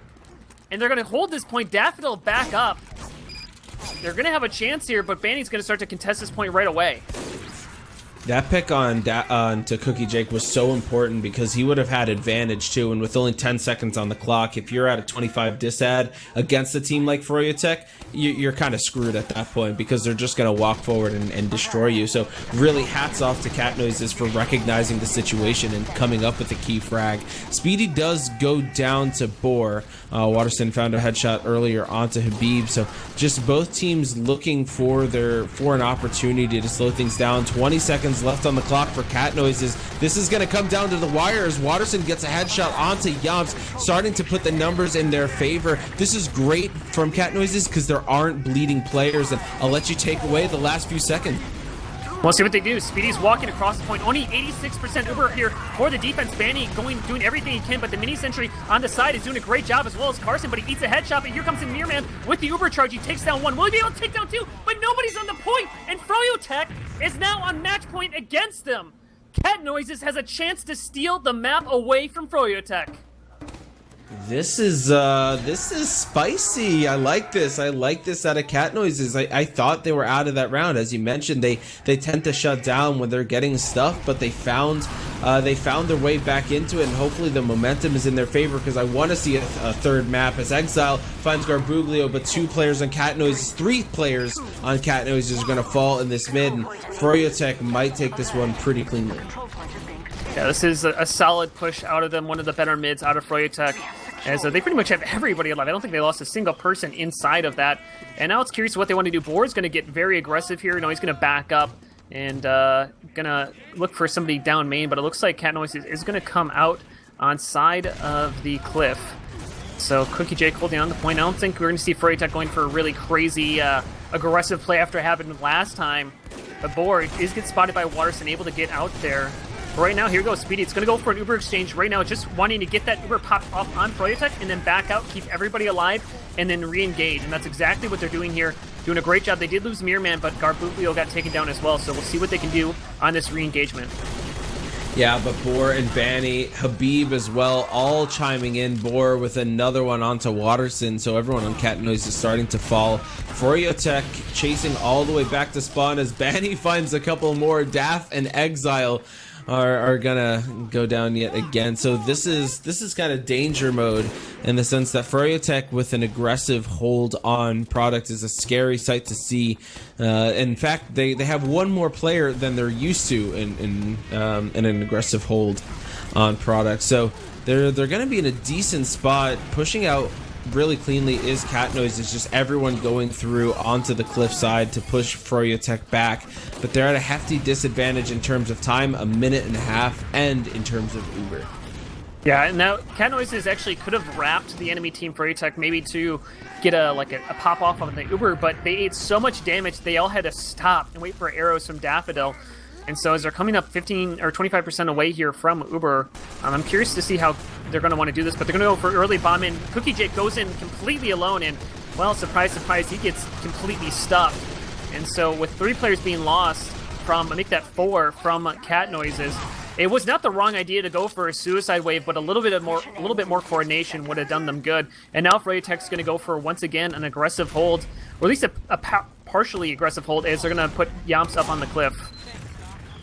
Yeah, and this is getting a little dangerous for Cat Noises. They haven't gotten really any point presence in 2.5 minutes coming up in this round, so they're gonna need to find something to take into this last round to feel good about. But Uber has to get used early because of the positioning of Yamps. Eric does fall too. Garbuglio as well. There's an opportunity here for Cat Noises as they've kept everyone alive. But this is still, there's no point presence from them just yet. They finally start to get on. Yeah, nice job, Carson, pushing up from the concrete side. Habib probably will get caught in with enough focus. Yes, he goes down from a headshot of Watterson. The point goes in the favor of Cat Noises, but being down by almost 3 minutes, that is a tough order, especially against one of the best teams in the country. But actually, Mirrorman, beautiful air shot onto Garbuglio, finishes it up when he falls to the ground. But Garbuglio, again, is going to get the better of that because he's going to be up faster. So Cookie Jake on the house side is getting reconnected back up with his team, even Ubers. And Eric on Pyro, so no play coming out from Froyotech to be able to create space. But the level 2 sentry gun, a little bit cheeky coming out from Spamfest, is making them step a little bit further back, but they got to contest this point. Yeah, they got to get him right away. There's no Uber to use just yet. I'm hoping they don't use Uber as soon as they get it, but Boar taking out Speedy. As their numbers start to fall, they might have to. Good try by Daffodil trying to get into... he tried to get in to save one person and then got caught in and didn't save any, and I wanted to say good try, and then all of a sudden it all kind of fell apart. So that Uber just had nothing to it, no substance, no taste. And Froyotech do take this round, tie it up 2-2. This is the final round of the map and potentially the final round of these grand finals. This is coming to its fever pitch. Yeah, I mean, this is we've been to back-to-back maps where we've had overtime, and we'll see what is going to happen on inside of this final round. Habib coming up through main, Exile coming through Valley. Mirrorman's going to jump all the way behind the scenes. He's going to go straight for Boar. That's actually a very good pick early on here, as Froyotech trying to take over Concrete like they did last time. Garbuglio dropping down. He's going to turn in kind, taking down the enemy sniper. Daffodil goes down, and they're just getting wrapped. Carson's pretty much the only one left alive, as Mirrorman's still behind the scenes. But a solid push coming out of Froyotech. They did a great job of wrapping them all the way around with so many players, just kind of deathballing them, dropping down on top and pincering them. There's almost nothing you could do about that once you let them get behind you in that way. Yeah, for sure. And Froyotech taking a little long on the cap. Nothing new for their team. Just kind of forgetting about it, I think, sometimes. But an interesting position for Yams, kind of hiding behind that little metal sheet. But he's going to get spotted out and back out as soon as he can. Has enough health, so he's not a threat to fall. It's really kind of waiting on, I think, Waterson to get a big pick, or maybe going for the sack wave to force Cookie Jake out, because he's sitting at 100%, and they should know that because he didn't go down during the initial fight. So Carson does find Eric, so a man advantage in the favor of Catnose. It's actually 3 man advantage as they start to get healed up. Boar's gonna fall too. It's just the combo classes left alive as the Uber gets used. It's up to Catnoses to just kite and stay alive. It looks like they're doing a great job of that so far. And now you regress onto the point as Carson, left alone, unchecked on the concrete side, gets a couple of frags, but Cookie Jake stays alive, even though the full Uber advantage is in Catnose's favor. What a beautiful dodge out of Catnoises. They took the point. There's a questionable pop out of Froyotech. If they're going to do that, they had to get frags, but they weren't able to land any. And now Boar is going to open up, at least with the pick on Exile, to try to re-engage back on this point. Eric is getting a little bit forward. Eric's trying to use his flares to spam down the enemy team, but it's going to be Froyotech just walking forward. They don't need to get picks to open this up because they don't have anybody defending the point, but I guess they were just trying to bait it out. With this supercharge, they take down Eric, but that's really not going to be worthwhile that much. But unless Froyotech is not able to get this, actually Catnoise is doing a good job holding the forward ground. And so I guess they even baited me out as they just held off on the point, let Froyotech walk onto it, and then took off. But Boar with the pick on Waterson, and Froyotech is probably going to start walking on that point again. Yeah, especially because they're coming up on 100% Uber, and I don't even think they're going to need to use it. They got to feel pretty happy with that. Mirrorman does jump in, but only finds 1 rocket on the Cookie Jake and gets denied, so not really doing anything to force that Uber out.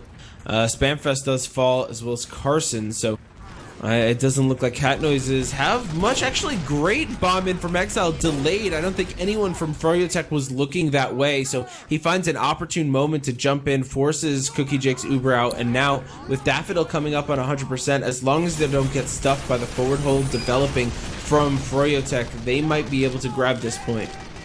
Yeah, 100% for the Catnoises to be able to try to do something with this. We'll see how they want to attack this. As Cookie Jake's a little bit close, they should pop on Speedy and try to chase it down. That's exactly what they're going to do. They're going to pick up 1 frag on Habib, trying to go all the way back, but no, they're going to get denied and not to chase all the way forward. And so it's going to give a 50% advantage for Cookie Jake, but they will come down with the point. Banny running all the way and trying to just take down the sniper, and he's going to get him.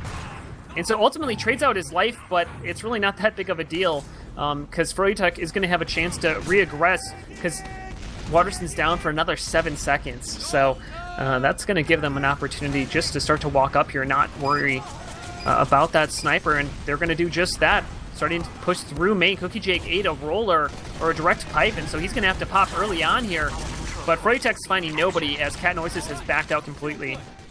Great job, and Garbuglio going down on the concrete side. I thought maybe Catnoises had a chance to find a lane into point by going that way, but instead they let the point get recapped by Froyotech. They are under a minute now, minute 25 for Catnoises, so it is getting to that scary moment. You've got to start getting some time in now. Boar's in a good position, but the Uber gets used while still on Cliff, so no angle to be found. This is the point for Catnoise. It doesn't look like Froyotech is going to aggress to stop it, just kind of spam and see if they can get any frags, but this is that leapfrogging Ubers that we see sometimes that happens in TF2, and now Cookie Jake has the advantage, and neither medic going down, neither team willing to yield. But it's going to be Froyotech who comes out on top of this meta if they keep doing this because they currently have the time advantage. They're trying to push back up through the valley side, banning, leading the charge once again. But Cat Noise, they're so passive. It's like forcing them into awkward fights because they're allowing Banny to be able to just step onto this point. They're just playing too afraid. And it's understandable, but they just gave up this point completely for free. They don't have Uber. They lose 2 players in the process. And with only 26 seconds left in the clock, they're going to need a miracle to be able to come down with this. Garbuglio jumping over the top, going for Daffodil, pops him in the air, but no, getting denied. Now Daffodil's going to pop up, and here Exile jumping way over the top, seeing if he can find anything, and but the much better Uber's going to be on the Froyotech side. Should come down with Carson, who's dancing around the rock, but is going to finally get taken out. It's a 4v4 fight. With 3 seconds left in the clock, we'll see what Mirror Man can do. Daffodil's going to come back. Mirror Man's going to get out some damage. Spamfest on the backside is coming from behind. Does he have enough for a Ascension Gun? He does, but will be able to keep it alive. No, he gets deleted by Habib. Speedy's going to be the last savior here, being healed, but no, Daffodil goes down. XL back up. This continued fight might go in their favor as they take down 2. It's just Habib, and somehow Cat Noises might come down with this. Speedy gets, taken out, and now it's just Carson going to be on the Pyroclast going for Yamps. He's going to be able to get taken out, but Eric back up, and no! He gets taken out! And what is this? Cat Noises comes down with the points! Oh my god, and I mean, they have their medic up. I mean, I don't want to call this an advantage, but they have everything they need. Their players are respawning. Their medic is available. They've got the point. 40 seconds remain. They cannot lose it this entire time, but Froyotech already quick to get on it. They've been so successful doing this before, but denied so far by Cat Noise is doing a good job. Jumping in is Mirror Man. He's not going to find anything on the first attempt. Going to heal up and maybe go for another or just back out, but 20 seconds remaining. Our Cat Noise is going to be able to stop this. And they took out Banny early on here. Eric gets taken out as well. Daffodil popped way up in the air, got body shot as well. Spamfest, the engineer, trying to make a miracle play as Mirror Man going onto board, who went down incredibly low. Spamfest gets taken out. It's only 4 players left here for the defense, but they're so incredibly low. 93%. Mirror Man just needs to keep alive. 99%, but Daffodil has no one to Uber, no one to heal, and gets taken out, and Froyotech will take it. What an insane finish, but Froyotech will come out on top and will take the first place. Oh my, 99%. You can hear it. You can taste it. You can feel it. It's just, I feel icky looking at that 99 for Cat Noises, but I don't want to really, kind of sit on that. I really want to congratulate Froyo and congratulate Cat Noise. I mean, that was 2 maps, but they were a hell of a grand finals. The way that ended. I mean, have you seen anything like that in a long time? Yeah, I think I saw it about 30 seconds prior when they won the point doing the exact same thing. No, I mean, that was absolutely just insane finish to that game. And, honestly, I think if that would have been the time to shine for Spamfest. I mean, we saw her do it against D-Men in the week before, having that sentry gun down, being able to defend that point. I think that could have turned the tide. But I mean, everybody played their hearts out. That's not pointing fingers, just saying like, it was anybody's game.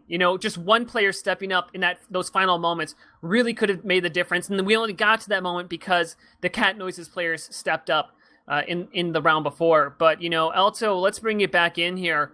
As we're looking through these logs, you were beaten by Cat Noises on Coal Plant. Now Froyotech, they overcame them just barely. But, what did you see in that final map? I mean, I was looking at what you guys were looking at. That entire last round was absolute bedlam. I had a couple points in that. One of the things is that I was hearing some things in chat just to kind of say that saying that Spamfest should be on Scout. The Speedy Scout, Mirrorman Soldier, and Spamfest and then NG lineup was what allowed them to reverse sweep us on Coal Plant. So I think that was definitely their best roster coming forward. Speedy on Scout's definitely a force to be reckoned with, and Spamfest NG's has a lot of impact that you don't really see. Like that last, not the double overtime fight, but the single overtime fight where, you just had a new challenger, consistently coming in, was only off of the Spamfest teleporters. That was giving, in addition to Cat Noises not or having the shorter respawns, that was giving it to them. But there was so much going on there. It's hard to break down.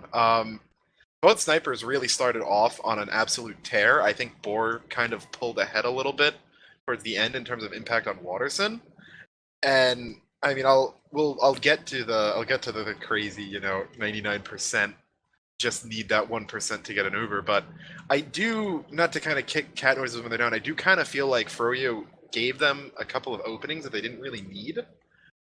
Sig, you had brought it up after Borneo, where Engineer is not a class that gets you entry frags. It's a class for sustaining, and with Spamfest running a near continual Engineer, the only person that was really getting 7v7, kind of frags for cat noises to take openings off of was Watterson, except, of course, when Froyo got over-aggressive, didn't respect them, ran into Carson and eXtine and Speedy, and gave them those frags themselves. So I'm happy they did it, because that was an absolute blast to watch coming down to the end there.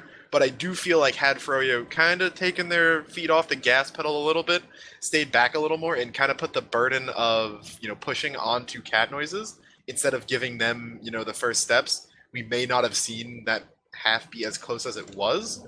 Regardless, though, I am really glad to see that Speedy carried over all of his, success on Scout on Borneo over to Product. I mean, that wasn't just, kind of a one-time thing, that he is a really good Scout. He was contesting Banny, I believe, up until the last round, he was out-fragging him. That's about true. And another thing is that if you look at the logs, you'll see pretty much everyone on Froyo doing really well, except for Garbuglio sitting on kind of a really pretty dismal looking. Well, yeah. So I want to get to that. He's 11-31, but there were a couple times he fed in, kind of playing into that whole just over-aggression thing that Banny and even Yobs was getting really aggressive on those classes.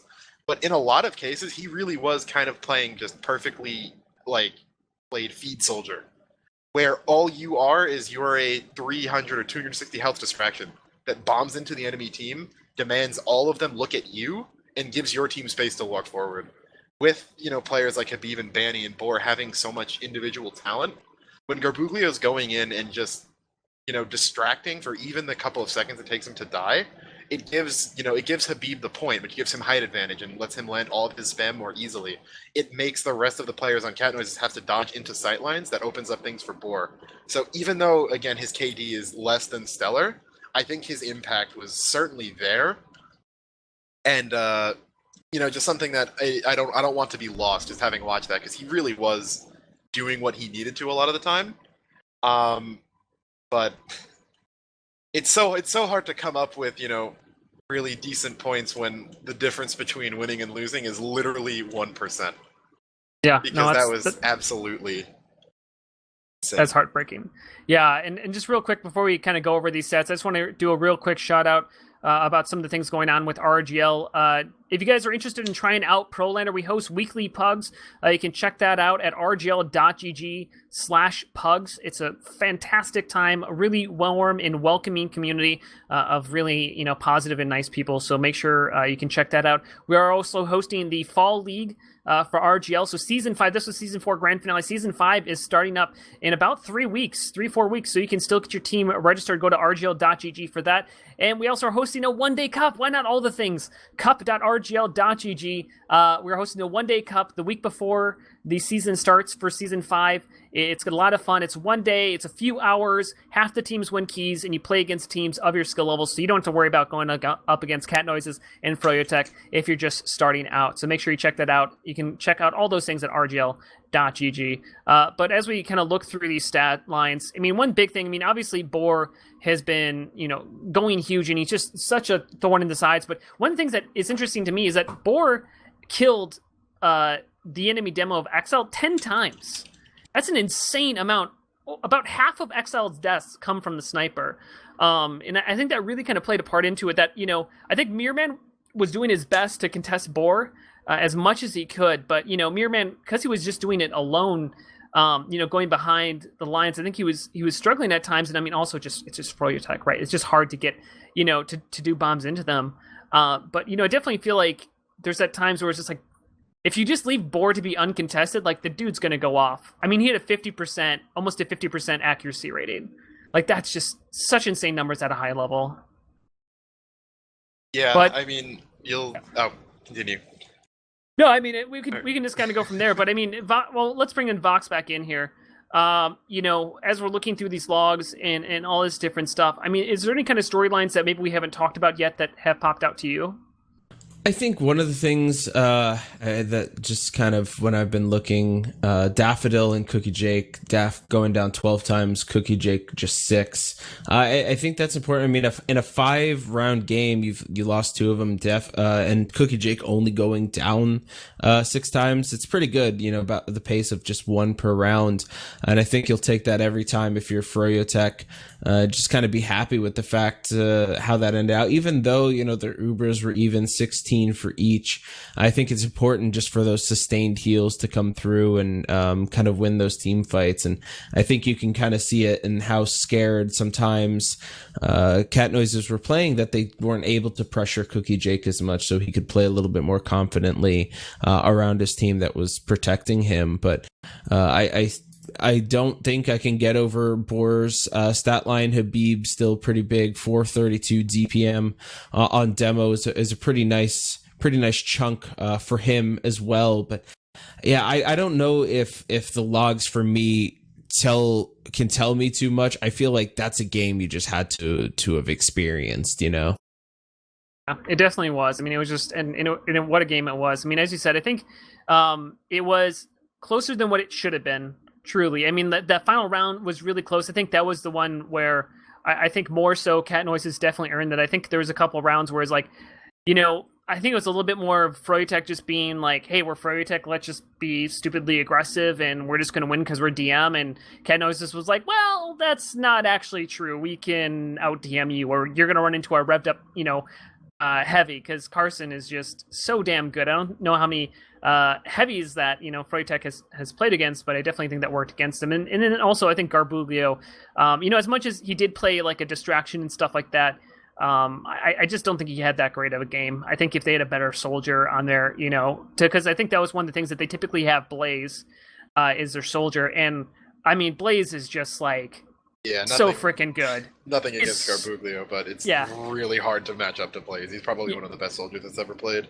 The thing I'll say about Blaze is like he is hands down the smartest soldier I've ever played against. Like he was so annoying to play against. He was so intelligent because usually you have like one of the two where you're like you're good, you're smart, or you have like, you know, like the different things, and like he was all of them. He's all of them, and they didn't have that there tonight, and I think that definitely worked against him because, you know, inside of Prolander, you only have 2 explosive classes. So if you know, revert one, you go from having like one of the best soldiers to having a solid soldier, which Garbuglio is, but he just didn't put up the numbers today. I think Garbuglio doesn't play like any Highlander at all. So I think he was throwing off running into heavy so much. I think that caught him off guard a bunch, but you know, he did the job that he needed to do, and ultimately Froyotech came out on top. But it was some close fights. Cat Noises put up a hell of a fight, and you know, overall just a great time here. But we can start to wrap this up.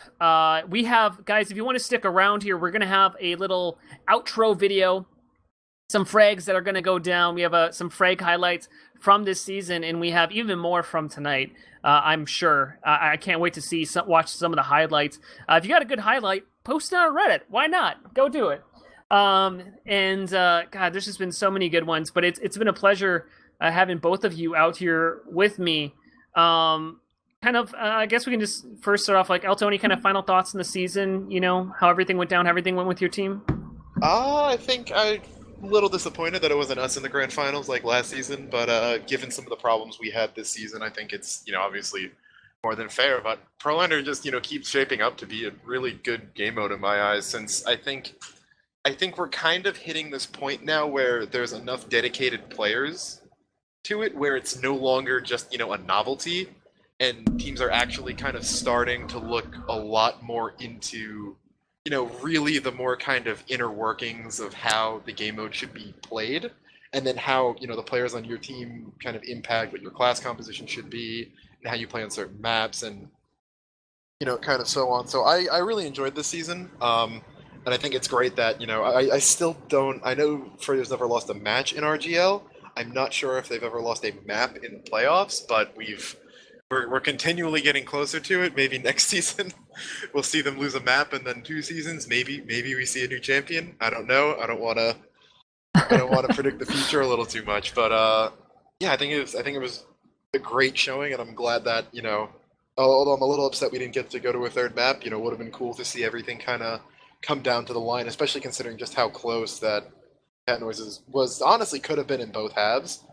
Had they maybe pushed second a little bit faster on that last Borneo round, maybe they come up with another really good third and last push like they had before, and maybe even if they lose this, we still go to upward. I don't know, but really glad that the halves we did see, it was super close, and we did see Froyo kind of getting contested and proven mortal to an extent, as I think a lot of teams kind of go into matches with them and just assume that, oh well, this is our this is like a week off in a sense, but glad to see Cat Noises show up, and so shout out to them. Absolutely. Vox, any kind of final thoughts on the season? Yeah, I mean, I think for me, this was probably the most fun I've had watching and casting RGL. Not to say that the others weren't fun, but we had awesome matches. I mean, even some of the Div 2 matches I watched or the teams that didn't make the grand finals as well. It just had some awesome games to see, and I think it's only getting better. So there's no better time to get into it, right? So I really hope that things continue to grow and prosper, because it does look like this has real potential to be the new kind of zeitgeist in a sense for competitive TF2. So I'm hoping that things onwards and upwards. That's a word. That's a phrase. That's always the goal. I mean, it's that's kind of to your point also. I mean, that's one thing that I really love to see is that we have a scrim channel, and just seeing that thing fill up week after week of all these teams really trying to figure out how to make it. And the thing I love is that each team really has their own unique class loadout, which really dictates their style and the classes that they choose by default and the classes they choose to be flexes. I think it really makes it for interesting gameplay. And one of the things that I kind of always kind of find funny is one of the criticisms that people will try to lob at Prolander is it doesn't have a strong meta. There's not a strong meta. And I'm like, why the hell do you want a strong meta? Like, as much as I really loved the time when Overwatch was 3 tanks and a Soldier 76 and 2 healers, that's boring as hell. Like, I love the fact that each team really has their own distinct way in which they play it. And I love that the more that this format has gone on, we've seen teams really start to kind of come up with their own identity. And, and even as much as it kind of can hurt them at times, with their own unique play styles, it really can work out in really interesting strats. And seeing Cat Noises even today using, the battalion's backup, which is something I've yet to see. I don't think I saw, my entire time here, maybe like once before. Are we going to see, more soldiers running banners and stuff like that? But they only got, you only have one soldier. So, right, it's got to be a trade-off. Do you have a soldier that opens up picks, or do you have a soldier that, grants you some banners of some sort? I always kind of find that really interesting, and I'm really excited to see how Prolander has been evolving over time and seeing the teams evolve with it. And I'm looking completely forward to next season as we're revamping the league structure. So first place more than likely will be $2,000 is the way that's going to be struck out, and we're trying to build it up so there's more escalating steps to each side. So I'm looking forward, and we're also going to grow next season. I think our numbers are already looking really good. With a few weeks out, it looks like we're going to grow, which is fantastic to say that you can, when every other league is losing about 14% of their player base every season, including Sixes and Highlander, to say that you have a league that's growing is really awesome. And it's really down nothing to do with us. I mean, we try to make a positive league, but it's really just people playing the format. They're going like, hey, this is fun, which is all I really ever ask out of people is like, don't judge the format. Don't judge what we're doing. Just play it and then have an opinion. And when that happens, people actually walk away going with like, hey, that was actually pretty fun. And that's why we've gotten to this point. So I really appreciate everybody who's coming out here, everybody out here for our cast. It's been really fantastic all season long, and I really just got to give big props to the community. I know we're a little bit dwindling here in viewership because we're at the very tail end, so I should have said this earlier, but really, I cannot speak enough about how proud and like I came into this thing because we've had all this talk about TF2 and toxicity and how other leagues have done virtually nothing to try to counter it, or have done so little, just the bare minimum, and that has not led to great things. And I've really tried to champion, like, this is like set from day one, like, this is what we're gonna do. We're not gonna try to allow toxicity. We're gonna do all of our best to stomp it out. There's no way you can be perfect about it. I'm not perfect, right? Everybody's a little bit of a dick sometimes, but you can be better about it. Like, you don't have to accept the status quo as being acceptable. We can try to be better, and I have been proven time and time again that I have just a fantastic community behind me of amazing people, and I really cannot say much about how much I love them, and how amazing our pugs and just everything about them. So thank you, everybody inside the RGL community. I don't make this league. You do, like 100%. It's all you, and that's the reason we're here right now. So thank you, everybody who's come out here and done this. I cannot emphasize that enough. So with that, let's give some shout outs, and let's cut it off. Alto, any shouts you want to give? As I said before, shout outs to the team. Feel obligated. Want to give a shout out to Commander and Q. He's the leader of Command and Conquer. Dooziest of mine, and his team went undefeated, or I believe they won. Yeah, I think they went undefeated. Yeah, they won. They won. They're actually going to be an invite next season. Yeah, they won Div 1, and then they're going to be showing up at invite next season. So he's been doing a good job leading that team and bringing them up to the top. So hopefully they can be a force next season as well. On that one, I give a shout out to you guys for sticking with me through this. It's been a good 2 hours, I'd say. Mm-hmm. It's been a good 2 hours. Yeah, decent. Just long enough, I think, for a grand final. Any a little longer, and it starts to drag any shorter, and you're like, the whole season led up to this. And I want to give a shout out to RGL HL, a new league RGL is also branching into next season. That'll be season 1, free to play. Highlander by the players for the players, and shout out to Dolphin for being our silent hero behind the scenes this entire time. Box Day?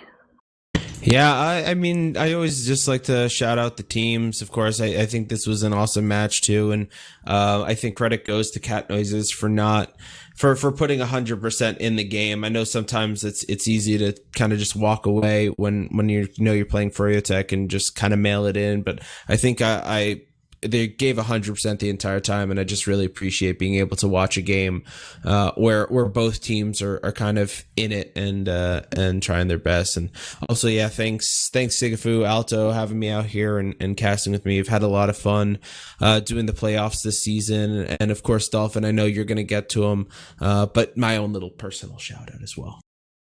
Yeah, my final shout out here as first off, I got to thank my staff behind the scenes doing work for me constantly, my admin staff of Yachts, Piggies, and Yos. We also have an amazing staff of pug runners. I'm going to forget people, but Shaggy and Commander have been doing a great job lately stepping up to the plate. We have others, but those guys have been doing really, really fantastically. And then, of course, got to give our love to Dolphin. Dolphin came on with us this season, and I cannot say enough good things about him. Dolphin has basically kind of was like, I want to help out. What can I do? And I am like really bad at delegating at times because I'm just kind of overwhelmed with everything that needs to be done for a league. But I was able to get him to jump on camera. He learned how to do it. He's always been very proactive and, has done so many different things. He's going to make this video that we played in the preamble. He made the video at the end.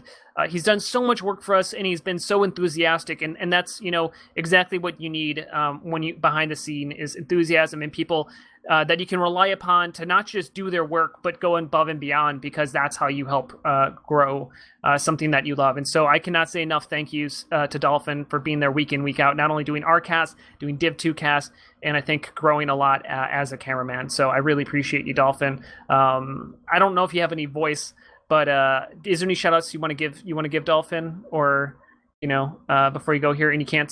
Yeah, I'm not gonna. Yeah, are you good? Silence is a good thing. All right, Dolphin. Well, give him some love in chat. Give him some love. Give him some hearts in chat, as we do every single time. And I think that's it. Thank you to everybody, all the teams who came out here. I'm looking forward to season 5 being our biggest season yet. Another $4,000 on the line, and a little bit more time. So Alto, Vox Day, hope to have you guys out with me next season. And I'm sure we'll be talking not only about Prolander, Highlander, all of the different things that we have going on at RGL. It should be a great time. But thank you again to everybody for coming out here. And I think that's it. So I hope you guys all have a great night, and I will see you next time.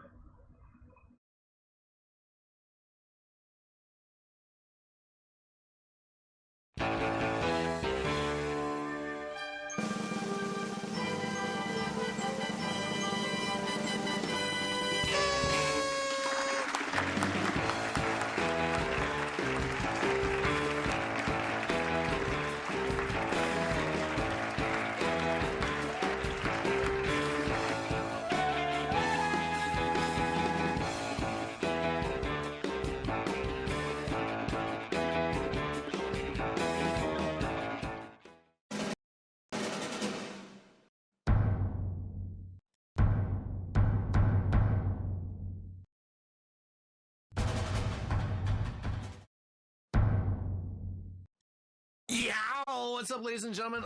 Welcome